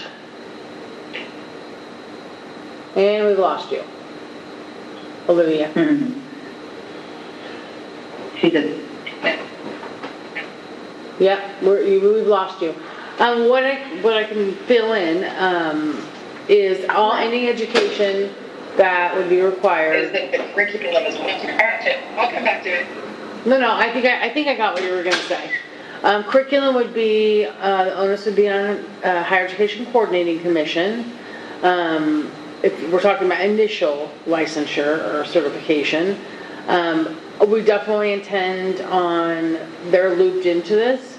I don't know if they're on the phone or not, but we will provide them with this information, and whether they decide to change the curriculum or assume they're going to put it in the discretionary hours, we'll have to kind of go forward with that. But again, what you guys can do is do carve-outs where there's special or higher risk procedures like microneedling. You can do that carve-out and make extra education like you're doing now. That's what the board can do. Or they can do CEUs. CEUs would generally be more broad, like learn something in your scope. This is specific to microneedling, dermaplaning, chemical peels, so this is kind of the way you get to that at the board level. Does that make sense? So you're on the right track. Yes. Does that help, Olivia?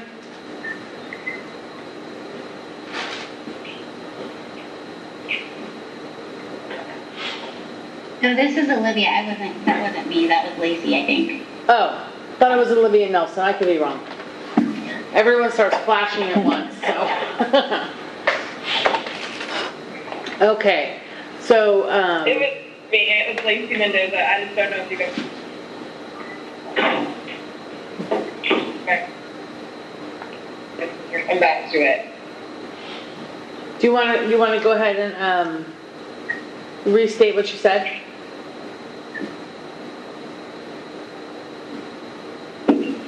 I just said I'm going to come back to fair. I'm in a spot where I'm going to break up. Okay, sounds good.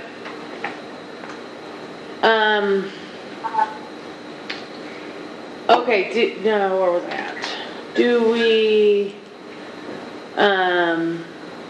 you have a number of procedures, or just throw something in and you guys can talk about that later? I put 12. Okay. 12 procedures, got it. Okay. So does everybody feel comfortable with my notes? Comfortable that Heather and I can take this away and bring you all the answers that you need in one more meeting. But I think we have a good handle on where we missed the boat and where we need to make some clarifications. And actually some of this we anticipated, so there you go. And then if everyone's comfortable. This is Olivia Nelson. I'm not seeing the screen. Are we supposed to be seeing a shared screen? I'm not Can you seeing guys your see my notes. screen? Oh, crud. Seriously? Thought I was This whole time. Well, hold on. It says I'm sharing. Yeah, but that's because Heather's still sharing, you can't. Heather, will you unshare? I don't think it's me, Sammy. Go up and hit the X. Oh, wait a minute. Okay, is it because I pulled it over to this other side? Yeah, Hold on, I thought it was Heather, it's not. it's all my fault. Yeah, it is. Now can you see it? No, hold on. Boom. Now can you see it? Yep, there you go. Yes. Okay. Well, here are my notes. Maybe, if I can get it to move over. I'll give you guys a minute to read through those. And let me, okay. I switched it around because the camera's on the other one and I'm looking, see when I look at you guys on this screen, I'm not looking at your faces. My faces, so never mind. So I'll let you guys read through that, make sure you think I've captured everything or not.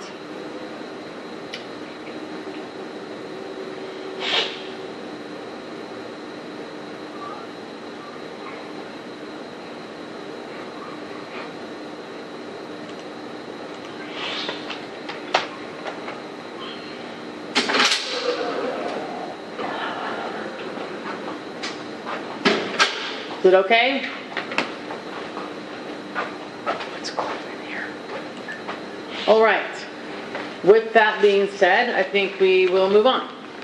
So the next rule that we've drafted is 4, which is an advanced aesthetics device. It's not a chemical product. Hello. Noisemaker. Oh, sorry.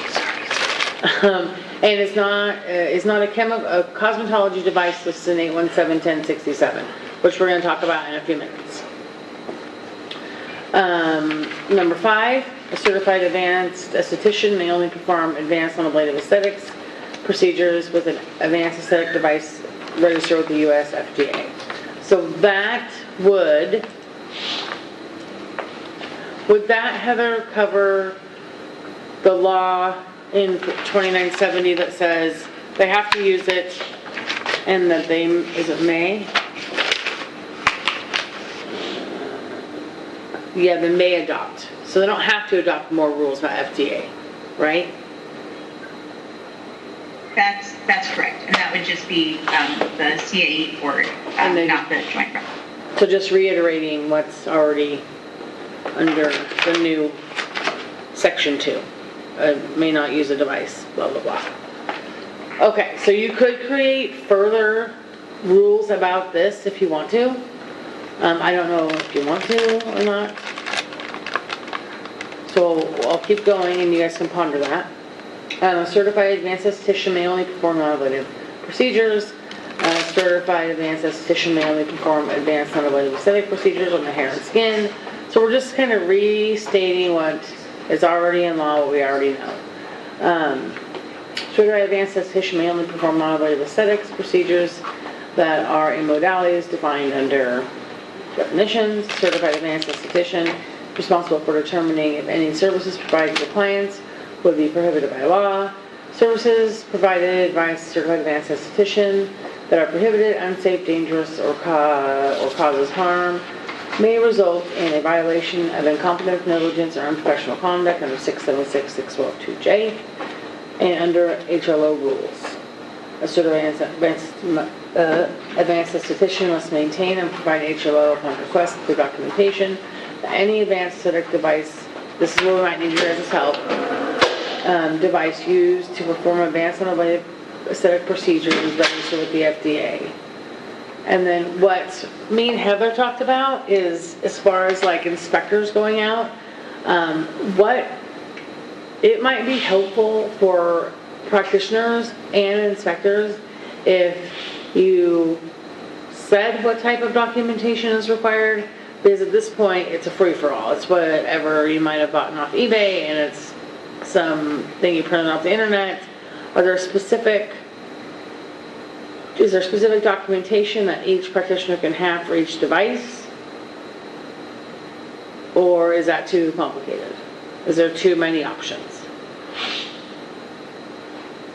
Or is there like some generic things? Like manufacturer, da-da-da-da-da. This is Deborah. I'm going to jump in here. The FDA requires any device that puts energy into the surface of the skin to at least have a manufacturer's registration with them, being that the electrical and components and all that are, their manufacturing is registered. Depending upon the class of a device, whether it is, 1, or 4, would then, be determined if it's got clearance or not. But registering is really, it has to be at least listed with the FDA. It doesn't mean it has to be cleared by the FDA, because a lot of the devices used in aesthetics are not cleared. They are 510K and they're registered. Right. So I think, and you can always look up a manufacturer or but sometimes, laser companies get bought out by different ones, and so tracing it back is always, a tricky thing. It's a nightmare. But you certainly, it's a nightmare. So I think they're, having a specific document from the, on that is it's going to be hard. Not that it can't be done, but whenever I buy a device, I make sure that I'm aware of the original manufacturer, and I go in and I print off that original manufacturer and the receipts on it. So, it can be done, but I do think we have to be really careful because, you don't want to put such a burden on them that they're, but because it is very tricky. Some of them are just listings with a manufacturer that could be, 2 or 3 full different distributors that are registered with that same number. So I don't know. So I'm saying it might be tricky. Sam, is it okay to let Lacey? Yeah.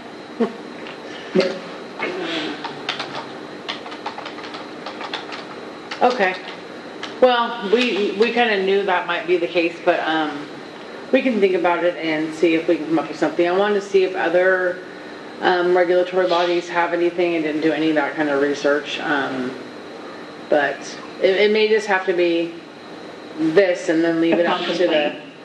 Yeah, it would probably be up on complaint, because for an inspector to go in and do that deep of a dive would be near impossible, because he doesn't have that kind of time or that kind of resources at his disposal, unless he cited them, then he can come out to the office and use some of that. But that's discretionary with regulatory that I don't have any part of. So, I would think that once inspected, if you had a complaint against you and once inspected, it would put the burden on the practitioner then to provide that they were in compliance with FDA requirements. Yeah. Which may mean going back to the original manufacturer and getting that documentation. Exactly. Because what I'm hearing you say is it gets sold, but FDA has the original manufacturer listed on the device, not the new one. Yeah. Not the who it's sold to. Okay. Yeah. That makes sense. Okay. Anybody have any comments, concerns about FDA?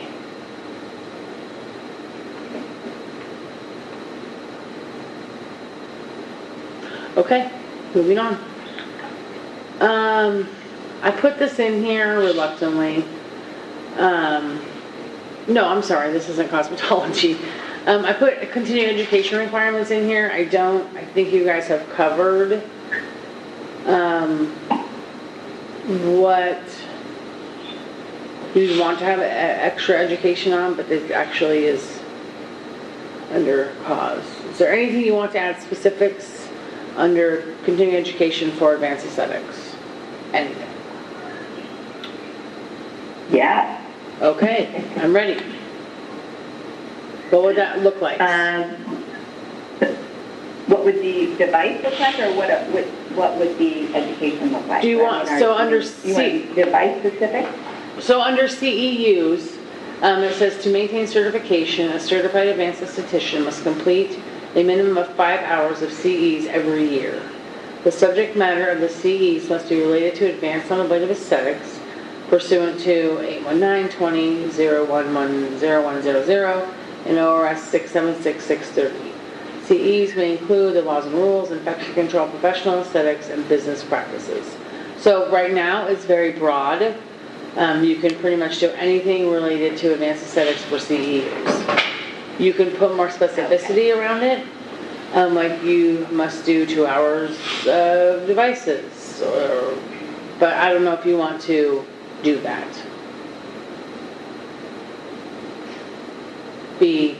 Force somebody into doing something like that.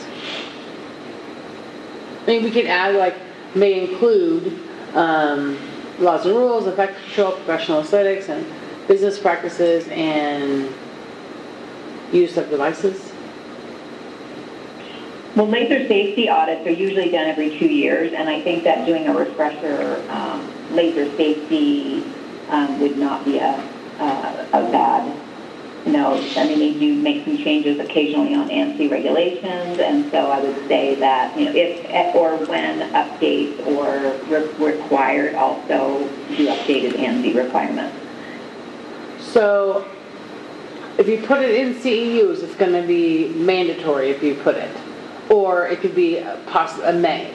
So I could put it under the may category. It might fit better under advanced non-ablative aesthetics procedures with device. Oh, hold on. I gotta get there. Hold on.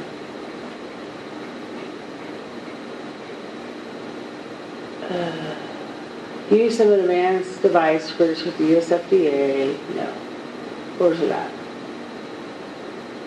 Anybody? Here. If a certified advanced is providing laser services, they must meet this standard pursuant to, and this needs to be updated, 2014 ANSI standards, You could say something here about, and be current on all changes to ANSI standards, but what happens when you require this is we have to put a date specific so that the practitioner knows what they need to know. I think you can make a statement, and I can put this in just as a comment for me and Heather to talk about, that you need to have any updates past that, but we would, if there was a complaint, we would require them to know the 2014 ANSI standards, 2011, And really, if any other teachings would just be extra, but I don't think we could regulate them based on that. But I can. Thanks, Tammy. This is Callie. Hi, Callie. Hi, can I jump in here yes, for a second? Please do. This may or may not be the time to tackle this, but as you know, some of our boards and professions are moving away from saying where to obtain your CE, but rather to list specific domains to take their CE in. Yes. So if the RAC were to come up with ideas. I was going to save that for their other RAC. Okay, sure. That's why I didn't bring it up, but they have time. We can discuss it now. Doesn't matter to me if you guys want to. Yeah, like I said, it may not be the right time to do this. They can, tackle it another time. Okay, because you guys still need to tackle cosmetology, and it's longer than advanced aesthetics. Thank you, Callie. Yes. This is Pamela. I know that when it comes to bloodborne pathogens and, there are specific ones that are listed on the site. So that's approved. Right. To get, so that's a potential, they need to be approved. And I believe, I didn't put renewal in here. I believe that you guys have the requirement in renewal that you have to have, hold on.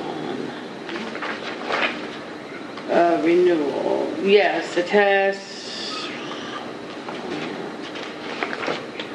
test of current certification in bloodborne pathogens training from an office-approved provider. So you already have to do that. You have to do that for bloodborne pathogens, CPR, and first aid. So that's already a requirement for renewal by an approved provider. Yeah, but it's listed also. There's it's listed the different providers that you could get the education. So, I'm going to call for a quick 10-minute break, if everyone's okay with that. Yeah. Everyone okay? Yes. Okay, 10-minute break. Do I just leave everything how it is, Nate? Yes, I'm going to stop recording. How are we doing? Oh my God. Okay. I will pause break. Okay, I'm going to get, so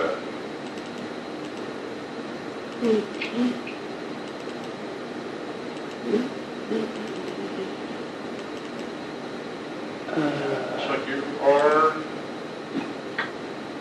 to go. We have a problem. Why is my... Sammy, your screen is showing on the, for everyone. Oh! Sorry. So if you go up and hit the little X, then that'll stop sharing. Your phone is now unmuted. Why? Your speakers are, I think, Nate, my stuff disappeared. Sonia, I think it's yours.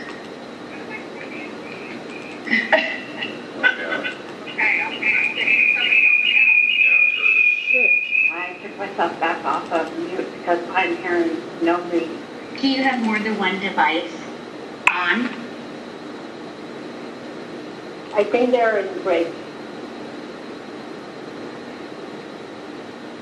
I left the person that is in the real meeting to tell me when they start again, and I will let you know.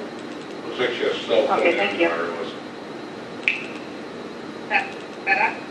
I lost an entire stuff Okay, file. can you hear me now? That's Yeah. good. It was probably from 2 devices at the same time. Go ahead. If that's what Okay, you... 2 screen, Microsoft Teams and, yeah, okay. Me, sorry, just learning all of this. That's all good. Okay. We're going to jump right in. I'm going to turn my volume on. We're going to jump right into cosmetology. Everyone okay with that? Yeah. Okay. So, Yeah. we have all the definitions, which we already had mechanical or electrical. No, we didn't. So we defined that. In the where we defined it down below. And then the new rule for advanced aesthetics will go in this spot that we just talked about. And so this is 67. Basically what we did is we took the old 67 that listed basically what an esthetician could and couldn't do. Still pretty much does that, just it's written out a little bit differently. So I'm just going to start from the top. An individual certified in aesthetics may use hands or mechanical or electrical apparatuses, appliances, or devices for cleansing, stimulating, manipulating, exfoliating, or applying lotions or creams on the human body or face for the purpose of keeping skin healthy and attractive, and not for the medical diagnosis or treatment of disease or physical or mental ailments. So that's the definition, part of the definition of aesthetics in the law, 690-0055. Is it still 5? Yeah. And then, so mechanical or electrical apparatuses or appliances include, so we listed out all the new ones that the House Bill 2970 tells us. So the galvanic current, and then we attach there galvanic current that does not penetrate beyond the epidermis except through natural physiological effects. So we do high frequency microcurrents, light emitting diode therapy, microdermabrasion. So all of those things are things that a regular esthetician can use. Is everybody clear about that? Yes. Okay. Well, so we can circle back if there's other ones you want to add here. This is Olivia Hawthorne. Is there a way to word it to where it would say includes but not limited to leave the door open for new devices as they come on the market as long as they don't penetrate past the epidermis? This is Olivia Nelson. It does say, but not limited to. Okay. Yeah.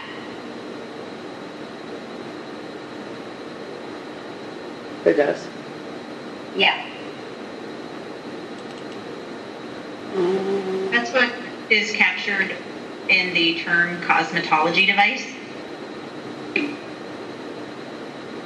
Oh, down below. Here?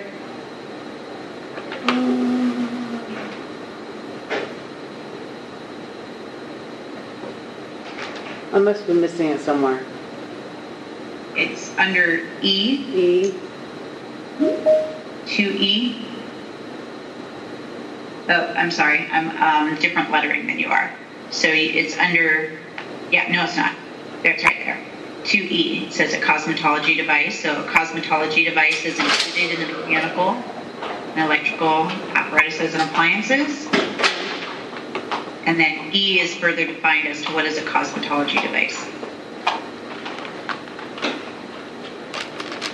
Yes, but it doesn't say including but not limited to anywhere. So in our bill on 12A, Oh, in the bill. yeah, section 8, 12A, it says mechanical or electrical apparatus, appliance, or device includes but is not limited to, and then it goes on to say galvanic, high frequency, etc.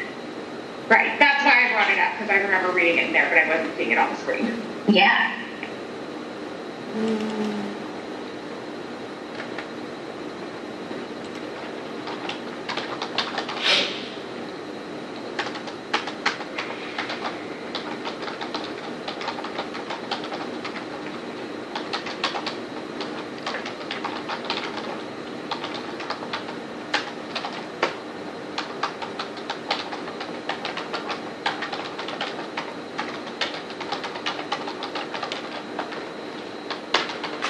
Okay, we can look into that. So E, like Heather said, further defines a cosmetology device as a non-chemical product that does not penetrate beyond the epidermis except through the natural physiological effects and claims to only do the following. So facilitate exfoliation of the skin, improvement of the skin, appearance of the skin, give the skin a smooth look and feel, or give skin a luminous look. So that would be defining claims to only do these things. Would that be accurate? That what an esthetician does is only facilitates exfoliation of the skin, improvement of appearance of the skin, give the skin a smoother look and feel, or give the skin luminous look. And does that also circle back to does not penetrate? Is there other things that it could do and not penetrate beyond the epidermis? Does that make sense? It's kind of confusing.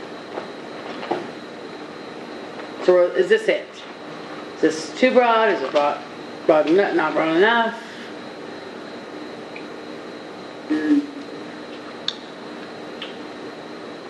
So it would be tying these 4 things to does not penetrate beyond the epidermis except for natural physiological effects. And then does not claim to do any of those things. I don't know where the and does not, or claims only to do the following, why that's there. Well, it's basically a limitation that says I guess it doesn't have to be there, but, so it's basically a part of the dividing line between advanced. So it's like tying in the definition of our scope basically to this. It's just further defining the does not penetrate beyond the epidermis, and then if the device claims to do these things above and beyond these A through D, then that would be not in the scope.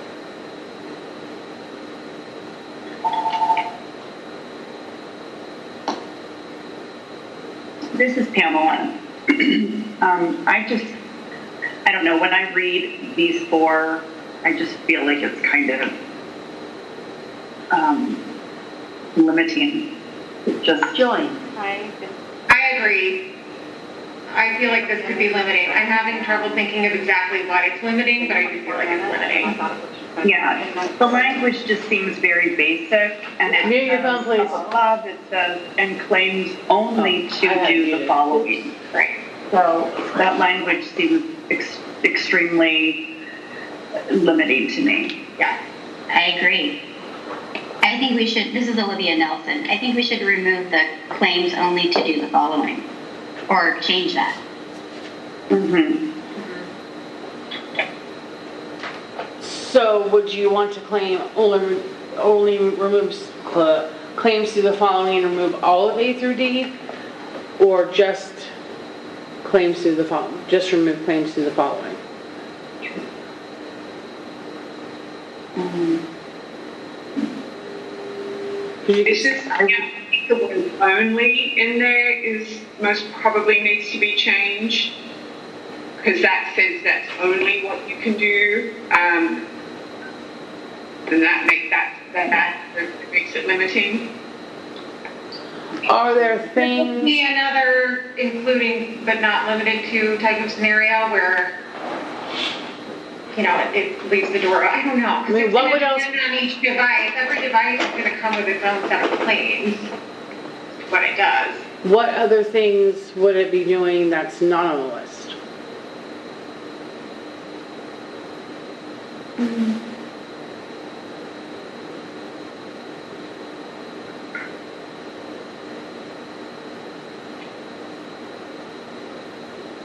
Because you can only work on the skin and hair.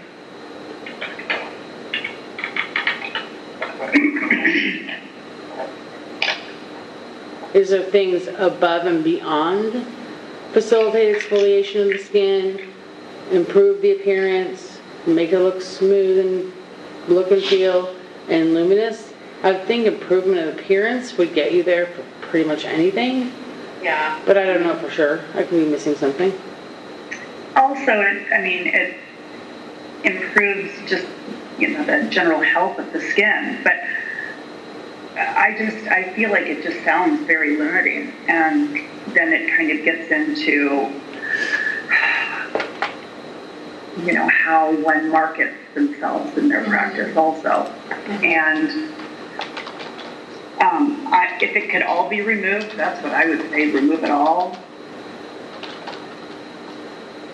Cosmetology devices and non-chemical product that does not penetrate beyond the epidermis except through natural physiological effect, period. End it there. That's my 2 cents. Sonia? Yeah, I agree. And I also feel like as each device comes out, or if all devices come out, we are going to most probably have to sit down at future racks and decide what, where they fall. And I think that's most probably just because so much is coming on the market all the time, that's kind of unavoidable, but would be the best thing to do for both boards? Well, from a strictly board standpoint, to try to look at every device that comes on the market would be virtually impossible. That's why you set some standards that a device would work within your scope, because I mean, we already know that you get devices that you can go beyond your scope with. And it's your job as a certified esthetician, advanced or regular, to know when you stop. So this was a way for us telling an esthetician that this is what you can do and this is when you would stop. Yes, I agree. Actually, I maybe didn't say that quite correctly. Maybe I'm talking about as new modalities come on. Like microneedling is one modality. Dermaplaning is another modality. Oh, yeah. You know, that's gel is a modality. You know, like, yes, I agree with you. You're right. But I think as we move forward, if new modalities come on, we will have to kind of figure out where they lie. Yes, I agree with that. This is Olivia Nelson. What if we said something like, and doesn't have to be exactly like this, but, aligns within our scope, and then refer to the ORS, whatever it is, that defines aesthetics, instead of actually saying all those words, just refer back to, what is it, ORS 690. 005 or something? 00512. Okay. And then it would just take we wouldn't have to word it. We could just say, it's not going to penetrate beyond the epidermis except for natural physiological effects and is within scope as stated in ORS, Yeah, I totally agree with that.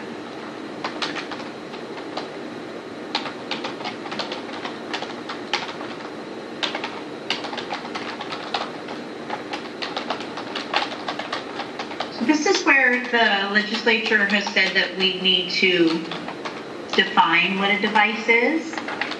And so they've told us in the House bill that we need to come up with a definition. Right. Under 12B. So McCann. Go ahead, Heather. No, that's okay. So that's the hard part, is trying to figure out what that definition is, where they have just given us the delegation to do that, and we have some standards, some points, but we can't just refer back to the House bill. Okay. So we have to put something in rule defining it. One of my questions is whether the galvanic current, high-frequency microcurrents, light-emitting diotherapies, and microdermabrasions, are those capable of going beyond the epidermis?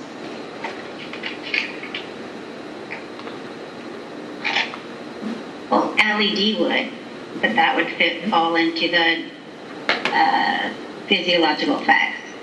Okay.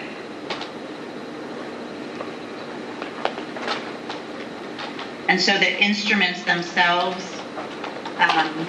the LED does have the possibility of going further, and the practitioner or a CAE-COS license would not be able to go past that. Are any of the other devices capable of going beyond the epidermis? Well, this is Olivia Nelson. The LED is, as an esthetician, we're only applying it to the epidermis, but the effect of the device, which is out of our hand, out of our control, the physiological effect is the part of it that would act beyond the epidermis. So as far as that one goes, it's just, we still are using it on the epidermis, but the part of it that we aren't in control of is going beyond. Right. And so I understand that in terms of what you are and are not able to do under the House bill. My question is in regards to the actual instruments, the actual device, the mechanical piece of it that we're trying to define here. So would a galvanic current, would that possibly go beyond an epidermis or not? Or does that type of instrument never go beyond the epidermis? This is more my knowledge that I can help write the rules. Excuse me, this is Pamela. So you're asking if the effect of this device or the actual physical device, if it's going past the epidermis into the dermis. Is that what you're asking? Yeah, so when we were talking about the advanced esthetician's rule, we talked about how radio frequency stimulates the dermal layer. And so that obviously goes past the epidermis. So it's a device that can do both the epidermis and the dermal layer. So does a galvanic current do both the epidermis and the dermal layer, or does it not have that ability to go further than the epidermis?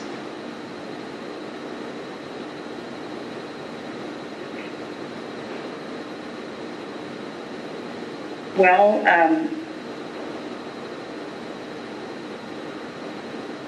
I think that it's just epidermis, actually. Great. I can tell you with microcurrent that actually is addressing muscle, so, okay. But this is what we were trained in, and, that needs to stay within the scope. I believe they all do.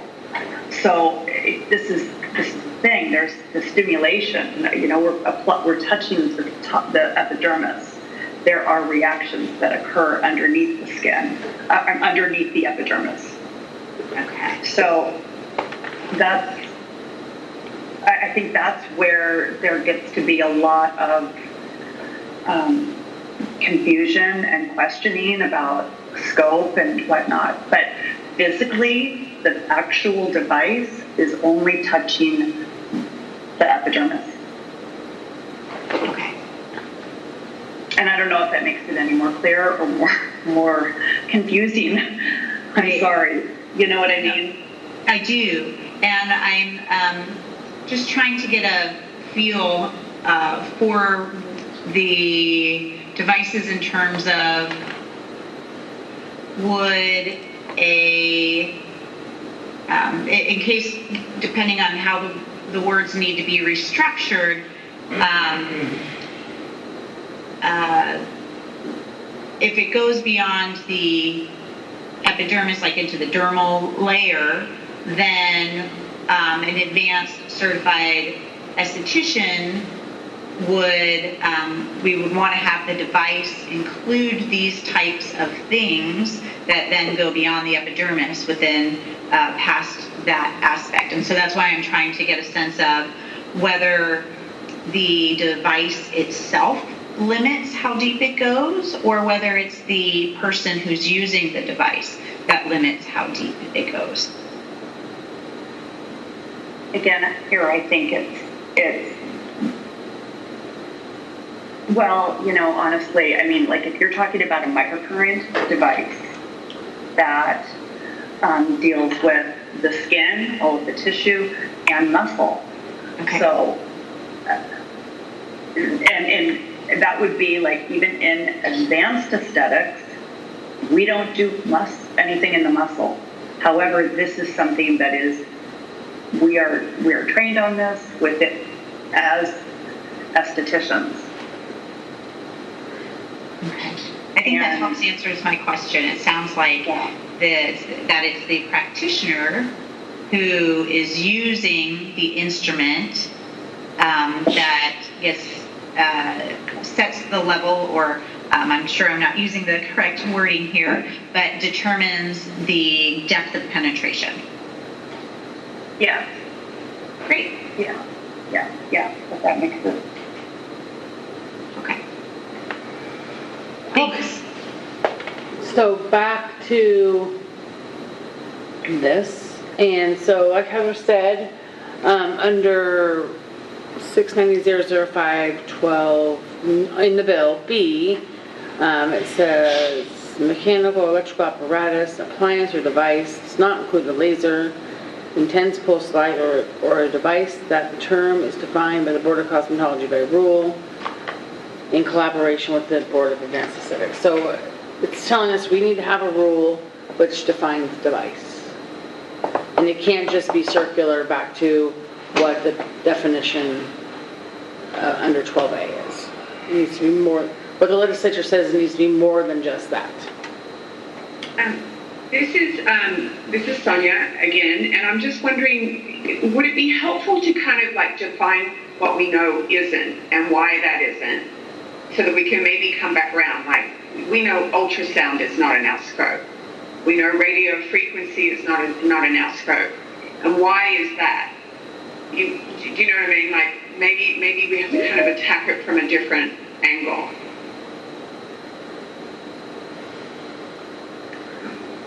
And how that sets apart the difference between, we know light wave, we know galvanic, we know microcurrent, we know all of these things, never, ever, ever been an issue. We've used them, they've been in our practice for, some of them 40, 50 years. Absolutely not at all an issue, and this bill was designed to protect that, to make sure that that did not be taken away from our scope of practice. But yet there are devices that really can do a lot more that we wouldn't want to be using at all in the regular cosmetology license. And I think here might be some help to define device. Well, this is Sandy. Under advanced aesthetics, some of those things are already defined in their curriculum and in their laws, so it might be redundant, but you could easily just mark those ones off. So they've got intense pulse light, lasers, plasma, non-ablative fractional collagen induction, aesthetic radio frequency, aesthetic ultrasound, cryolipolis, microwaves, and other emerging technologies. So are there other ones that you would include in that list that estheticians don't use? And that's looking at it from a technology standpoint rather than a device standpoint, which is where I think you were going with that anyway.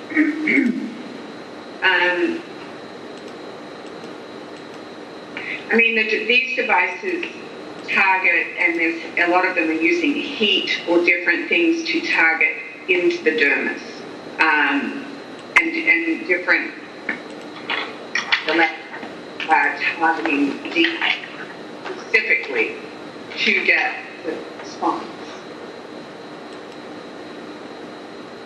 And other modalities that we have, we're just talking, I think where the concern is we don't want to get back to a place where using devices we've been using, they're completely different. They're not at all the same thing. There is no, you really can't hurt somebody with these other things. With these lasers and the devices that are really going deeper into the skin, and since 20 years now we've been using these different lasers that have been on the market, they really can do some damage and hurt someone. And that is, I think, the real defining difference, and I don't know quite what the language would be to say that. I understand we need to nail it down,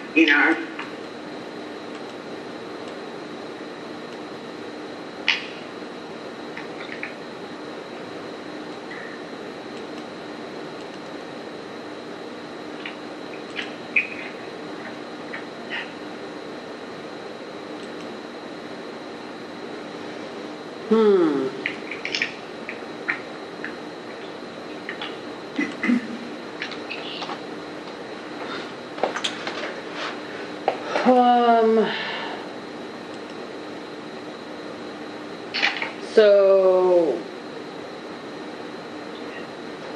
does anyone want to tackle it from the way Sonia said? Or is there a better definition that you would use?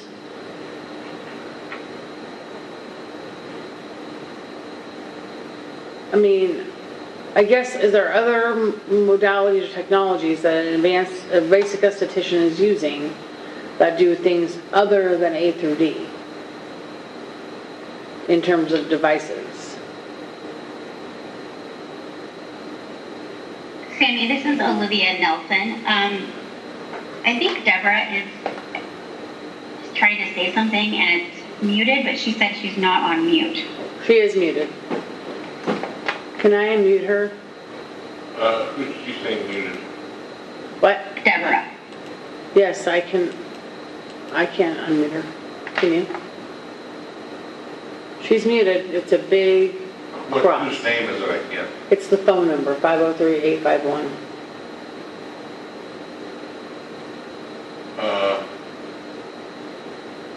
It says she's muted on her end. I can't get it to. Yeah, Deborah, you're muted on your end. You need to click the little microphone.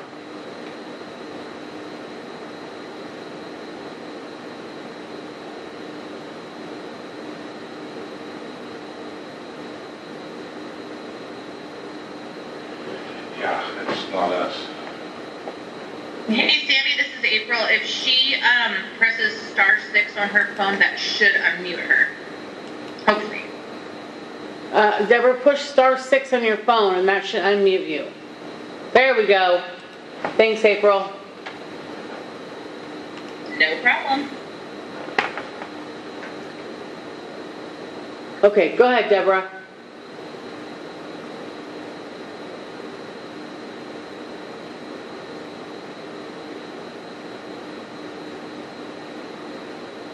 Nothing? Deborah?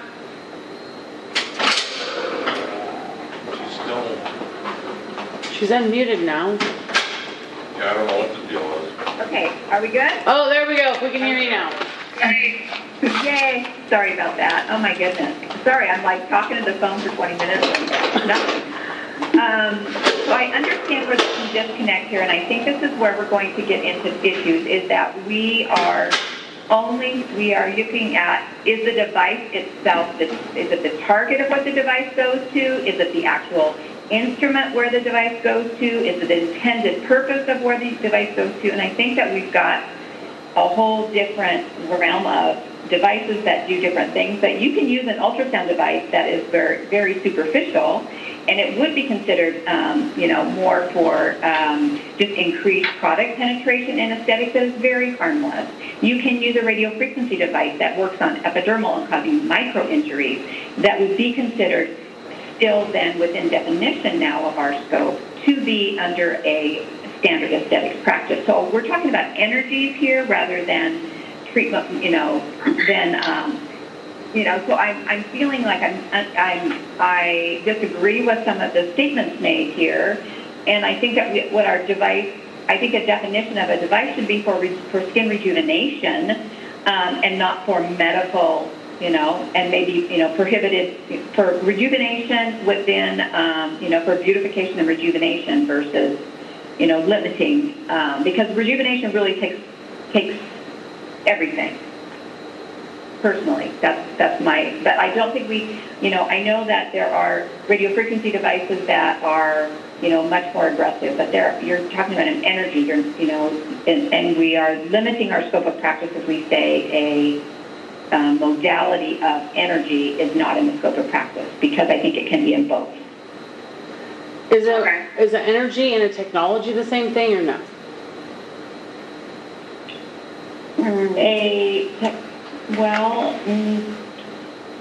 I would say no, necessarily. Because radio frequency can be added to ITL. Radio frequency can be a standalone. Radio frequency can be, radio frequency is in our TV. We have those energies that we use in everyday devices, and there's handheld devices that are using electrical current, and so we can't say that, okay, radio frequency is advanced, because no, we have to have a guide in there, because we have devices that are, in use within the epidermal layers that are also using the same modality of energy. So that puts a whole new damper on the way we have the curriculum for advanced aesthetics. We don't have any. I'll have to think about that. Because it just says aesthetic radio frequency, which in my mind would would gather it all in the middle, or gather it all up. But I could be wrong. Well, there's a ton of aesthetic devices on the market have a radio frequency, on them as well. I mean, their modalities are benign. I mean, they're so, the energy levels are not even close to what you're heating,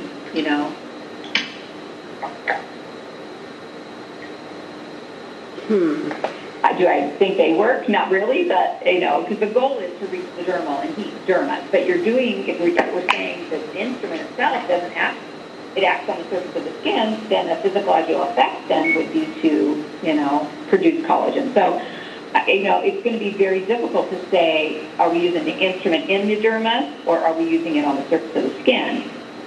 Because everything is, there's a lot of things that we're using in both modalities that are on the surface of the skin, that their target is going to be, rejuvenation and deeper layers. So we can't, we're saying some are okay and some aren't. So I guess I'm confused, Yeah, this is Pamela. Go ahead. I'm sorry. I know. I just think that this is the thing that has caused issues in the past, that it is confusing. It's confusing the language.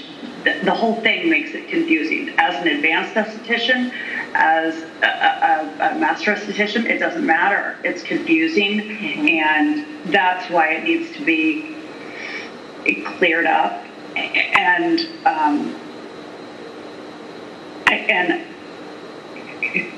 basically, it's okay. Appeal. There are different strengths of appeal. We know a certain peel, you cannot do this level of peel, but we still have this in our scope. So that's kind of how it goes with any product, any device, anything that's used. We need to know exactly what we're doing and know how, to what level we can do something. And I think that when we get into this, it creates so much limitation under either a certified advanced or under aesthetics. And I don't want to see things taken away that people have been doing for years because of a language. But I just think that our field is something that we as practitioners need to know what we're doing. That's the most important thing. So we need to know what the devices are, and there needs to be proper education. And this goes under both aesthetics and advanced. So this is Olivia Nelson. I have a question. Do we have to define device by stating specific devices or modalities? Or, because that, I helped write this bill, and the reason that we wrote it this way was so that we didn't have to limit ourselves to specify devices. Well, I don't think this is Sammy, specified devices. We've listed devices that the bill says, right, under 2. Right. Nothing more, nothing less. And then what we're trying to do is get to what else is a device that the legislature asked you to come up with. So by defining device. Additionally, right, is a device something that only claims to facilitate exfoliation, improve the skin, Those can be different, but what we're trying to get to is how are you further defining it based on what the legislature asked you to do? Can we define it as a rejuvenation that is not intended for medical purposes? Maybe.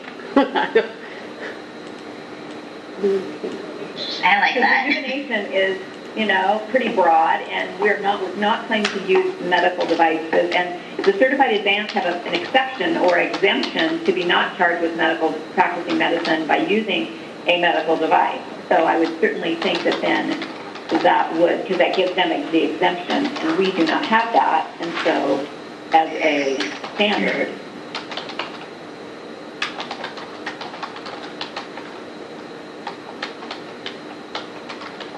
would that be the only thing you'd want to list as skin rejuvenation? and beautification,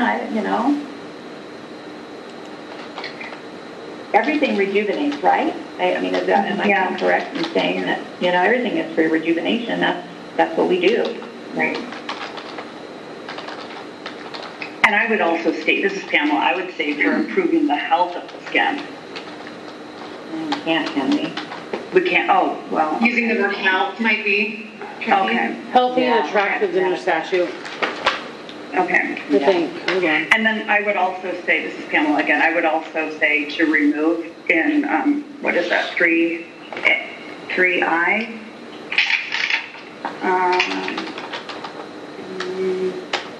2I, okay, where it's CAE-COS intelligent device is a non-chemical product. At the last part of that sentence where it says claims only to do the following. Remove the only. Remove that.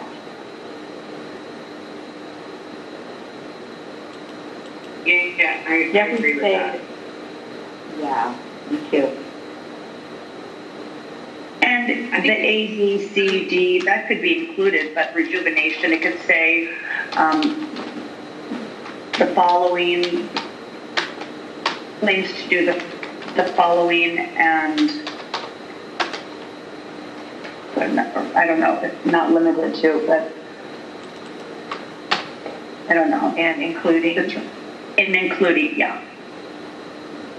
Uh-huh.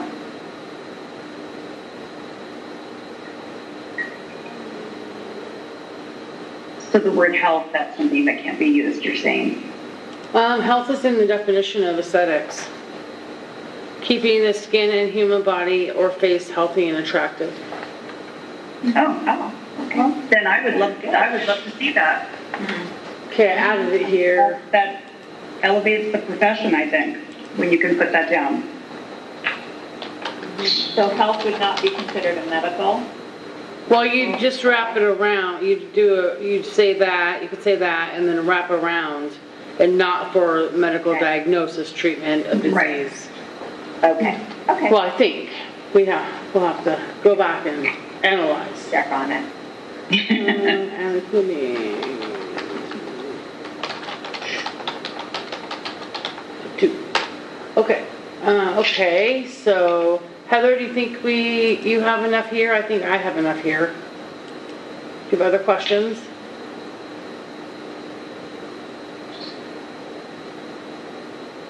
This has been helpful. Yeah, very helpful. We weren't really sure where to go, but Heather did a good job. So now, kind of on the flip, we're going to, what we basically said is cosmetology device is not, chemical products we already know, a laser we already know, an intense pulse light we already know. And then wrapped in what's in the rule we already looked at for advanced aesthetics. Yes? Does that sound correct? Can we pull that back up? Yeah, please. Okay. Hold on.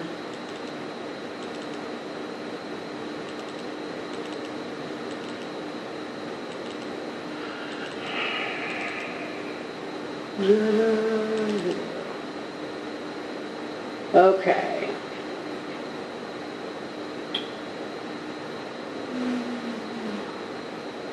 So here we a device for the purpose.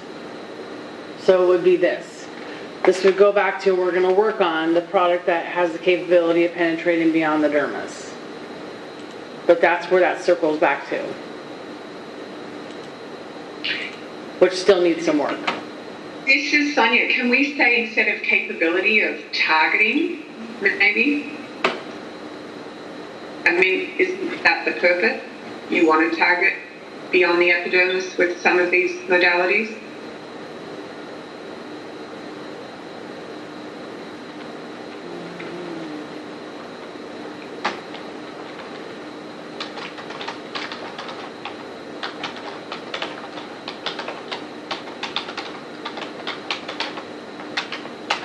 So I'm not sure that we could have an answer for, or a nod for D until we figure out all the things we need to do with the advanced aesthetics here, which we've made lots of notes about that.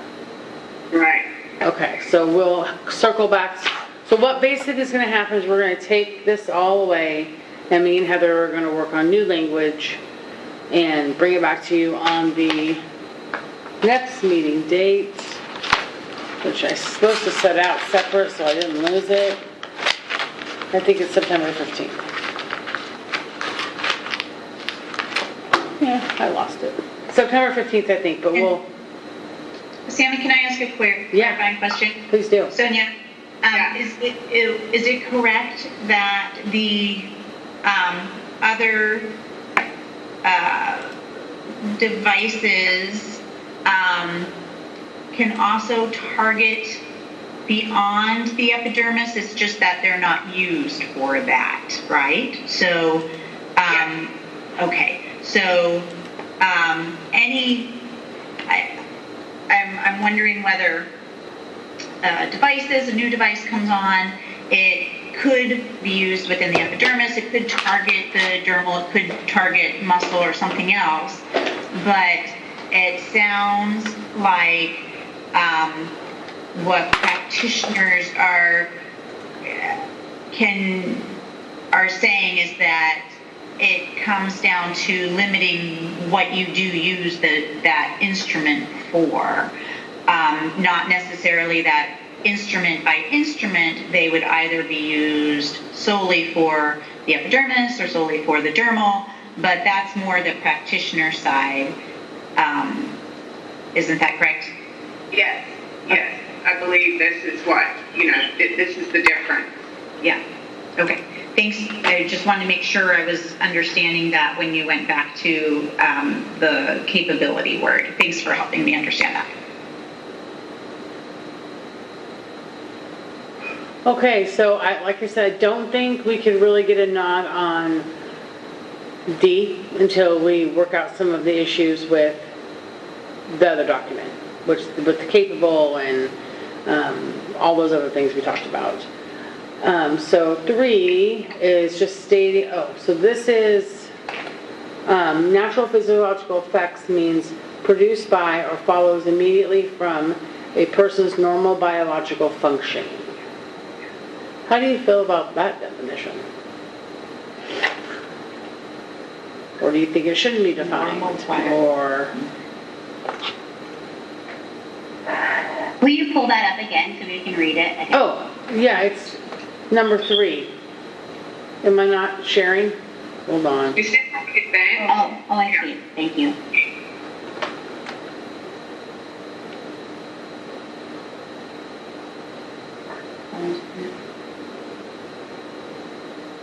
I think that's fine because a normal biological function is something that happens because of something else, right?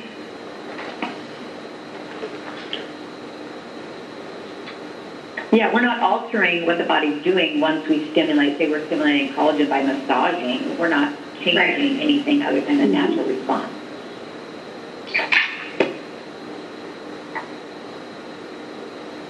So I have a quick question. Just as an example, going back to something like microcurrent that was brought up before, where, the device itself is absolutely not penetrating past the epidermis, but it does work on the muscles. Would that be something that could be considered a natural physiological effect? Like, could that be wrapped into that definition? I think so. This is a I think so too. It's an incredibly safe device. It's been used for a really long time. I mean, there's consumer devices that can be purchased with something like microcurrent. So I would just want to make sure that I think that it does, because we use natural physiological effects in I, that, and so we're just defining what that means down here. right. And then I think, and then same thing here. We're just defining further what that is. So in microcurrent, oh here, it wraps that in there. Okay. Sammy, I have a question. Is it possible to, and I don't mean necessarily today, but in the future, if we look at, because I think of like the M-Sculpt, that uses a current, and it is a medical device that is used for skin or for muscle contour tightening, and it uses like a, what do you call it? But it is a microcurrent. I mean, it's a current, and that is used in physicians' offices. It's a very popular procedure right now. So what we're basically saying then is that the M-Sculpt and those type of procedures then would be allowed under this rule. So I'm thinking in the future, I mean, can we look at this on risk factors? Because what we're doing then is saying, and you know, we can certainly grandfather in some things, but I think really what our delineation is going to come down to is risk factors. Do you need more training? Do you need to be a certified advanced to be able to do these types of things that maybe are the same energy type level, or but yet it's still the same, you know, we're still using the same way to develop the energy, but is there a level of device that then should be in advance, is what I'm thinking in my head. How are we going to say microcurrent is okay, but then the M-Sculpt or those type of things are then not okay, or in advance? So how do we delineate that, is what I'm saying, because, you know, that is a natural physiology effect that's taking place with that type of energy as well, and you're contracting, you know, muscle. You know, do you see where I'm going with that? I'm just playing a devil's advocate here that we are going to get into a situation where we need to look at risk factors, and is this in which scope versus necessarily physiological, or where, you know what I mean? And that's just my opinion, but I think that's really going to have to be addressed. This is Olivia Nelson. Deborah, can I ask you a question? To purchase an M-Sculpt machine, can, like, you know, what type of licensing do you need to do that? A CAE can purchase pretty much anything. You know what? The manufacturers don't hold you to, they say, you know, it basically means if you are licensed to use it, you can buy it. And in a state, you know, in the state, if our law says that we can do it, then they can buy it. So, you know, that's okay.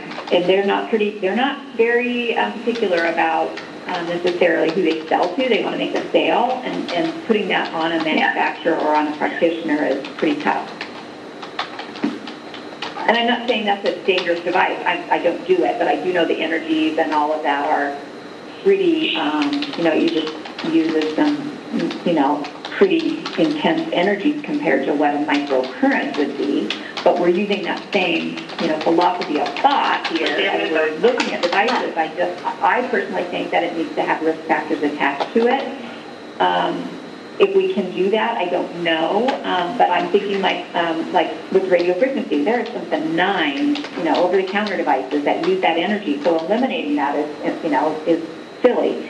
But yes, saying, you know, having some guidelines on what is aesthetic and radio frequency and what would be considered, you know, advanced would be in order. What would you say, let's use radio frequency as an example, what would be a risk factor that would put it in advanced aesthetics? Oh, burn for sure. You could certainly do some fat necrosis, you know, burns on the skin.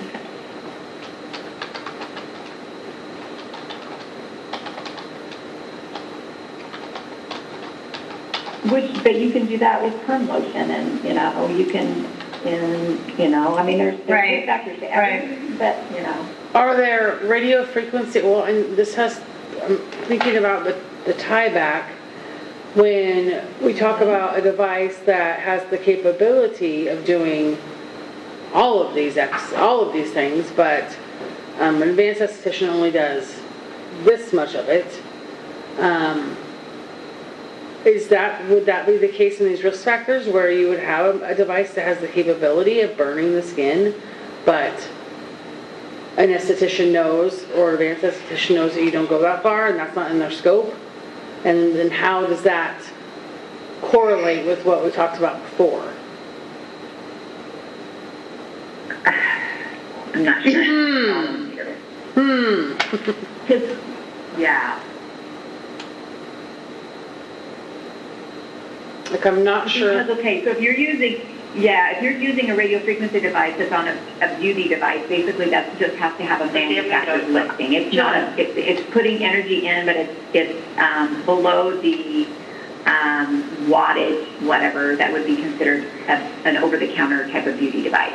You're still using, a radio frequency energy and putting it into the skin. The capabilities of what you're going to be doing with it, as, you're not going to probably be able to do any, but you might be able to burn someone, but you're not going to, you're not stimulating enough heat in the derma to cause any contraction, to cause any lifting. So I don't know if we could go to wattage of certain things or energy levels, or I don't know, and that would certainly be a possibility. It feels like that would be easier than saying burn on the skin, because I think you could burn the skin with lots of things. Exactly. Whether you should be doing it or not, no, but you could. It's capable of doing that. I mean, you can do almost anything. Yes. So what would be the wattage for radio for frequency?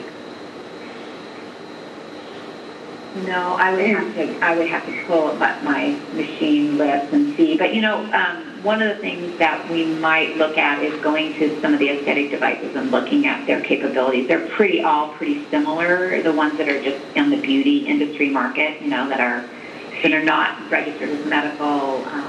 They don't have to go through any of the clearance with the FDA. So I can go back and do that and look. Okay. And do you want to, so radio frequency, are there, you said ultrasound.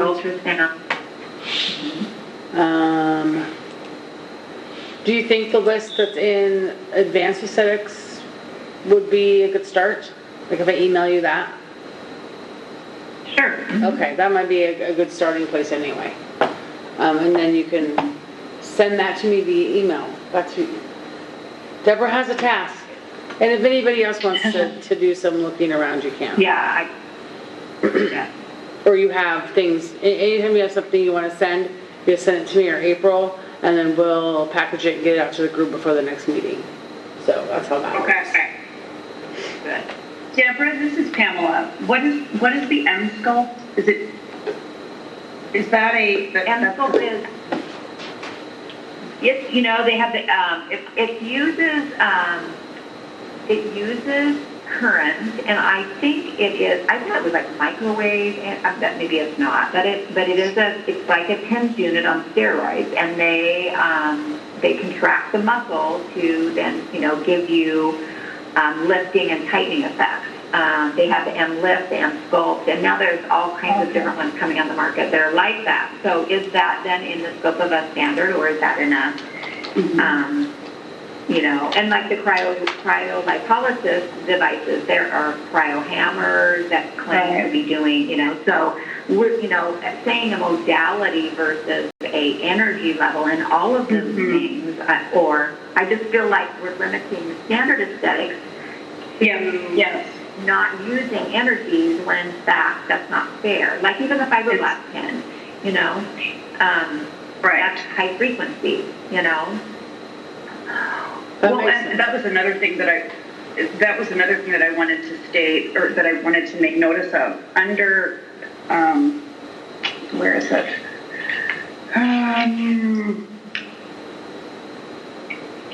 Where did I see something about, it's right up there. Sammy, high-frequency microcurrents that does not, okay, there we go. B. What does it say?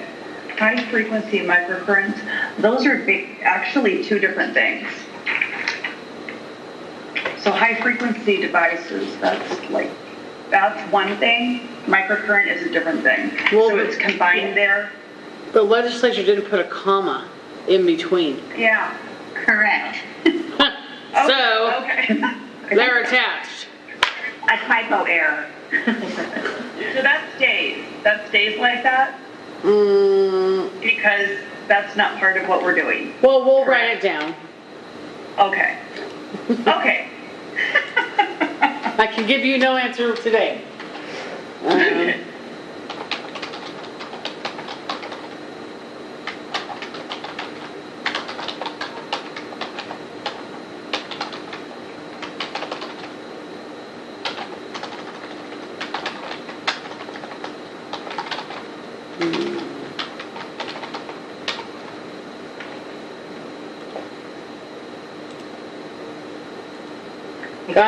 what I'm hoping is we can say there's a beauty aesthetics version and there is a more medical advanced aesthetics version of devices. And hopefully we can find the line that would say, here's what you look at. Yeah, that kind of also goes with microcurrent too, because there are multiple different, there's a lot of different machines. It can be used, it's used in, sports physiology. It's used in a lot of different practices, a lot of different things. And I forget what they call it. It's like frequency specific. I think that's what it is.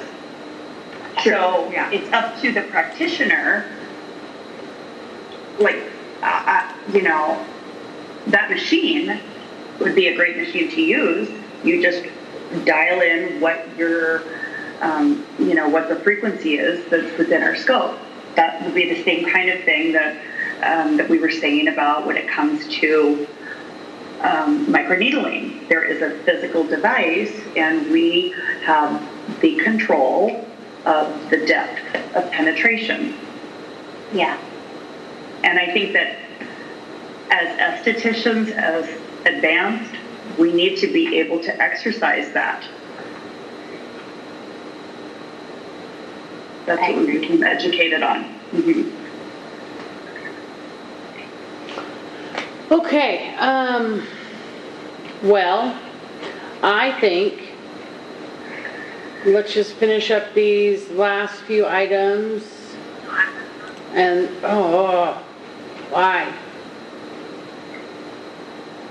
So, an individual certified in aesthetics may not use a CAE-COS device that penetrates into the dermis. Is that something we'd want to work on and align, or does that align with what's in the natural physiological effect and how it's worded in does not penetrate beyond the epidermis? Does that align? Do you need to say that? I don't think we need that. No, don't say that. That penetrates into the dermis? Pamela, I agree. I don't think it's needed. Yeah, it's on here, me too. Because if they're doing cryolipolysis, that's working on outside, that's fat. So we're going beyond the epidermal there. We're into... Oh, and because we said, yeah, okay, that makes sense. Okay, next one. An individual certified in aesthetics is responsible for determining any service provided by the client prohibited by law. Services provided by an individual certified in aesthetics, this is the same as what is said in advanced, are prohibited. Services provided by an individual certified in aesthetics are prohibited. Unsafe, dangerous, or causes harm may result in violation of incompetence, negligence, or unprofessional conduct. So it's just reiterating what the law says. An individual certified in aesthetics is prohibited from using advanced aesthetic devices, which are said above, but we need to work on that before we can sign off. Unless the individual holds a certificate to practice advanced aesthetics, is a licensed healthcare provider, or is enrolled in an education or training program. So those are just reiterating what the law already says. So I think we're at a stopping point. But you guys have other comments.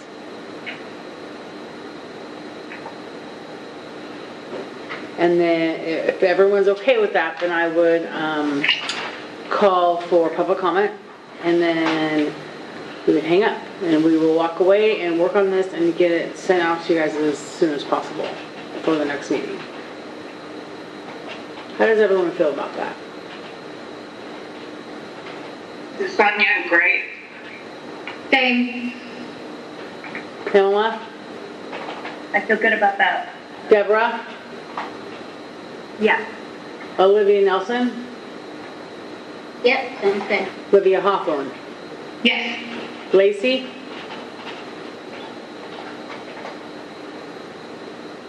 Lacey? Yes.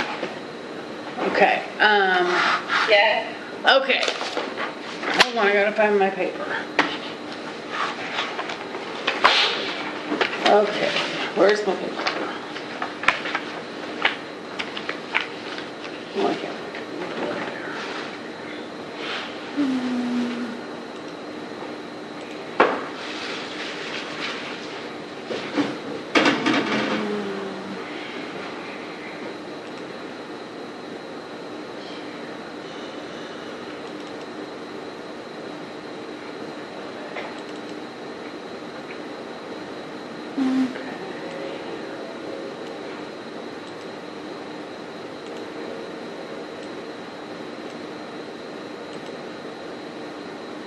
Okay.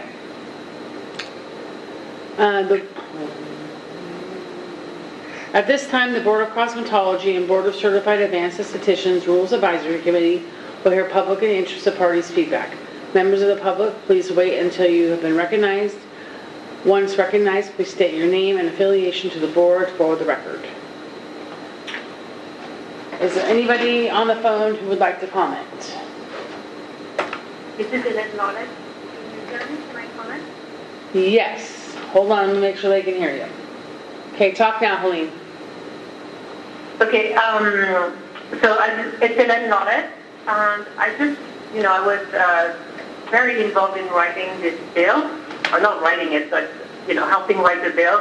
And I want to comment on the part where we're saying that galvanic, high-frequency, microcurrent LEDs are in scope. So the reason why those devices or machine, or whatever you want to call them, were put in there was the intent of it was to give guidelines to the people who would be writing the rules, saying those are devices that are okay for esthetician to use. So,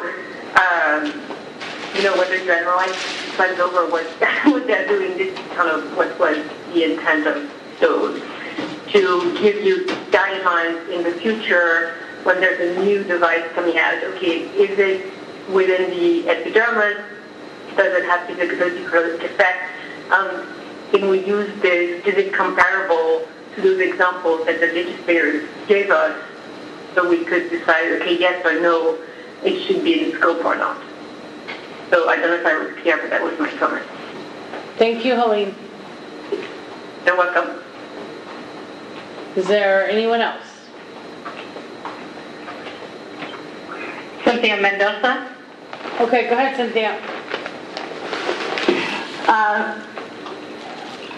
First of all, I did want to state that the microneedling devices, you can't use loss of blood as a depth gauge, simply because if somebody is using some topical anesthetic numbing agent, it can cause you not to bleed. I really think that this is a better device used in advanced, unless you can find a device that only does 0.25 for the regular esthetician skilled. And then as far as devices for aesthetics, You could add in something saying not intended to cauterize, lipolysis, different things like that, because right now I do know there's a lot of people that are actually removing skin tags,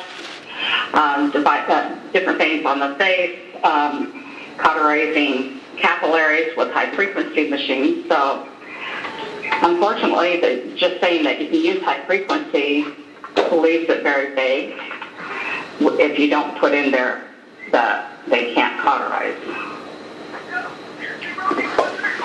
That is just a couple of the things that I can remember. Is there someone else?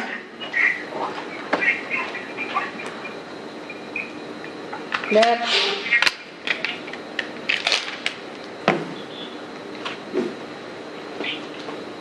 Hello? Anyone else?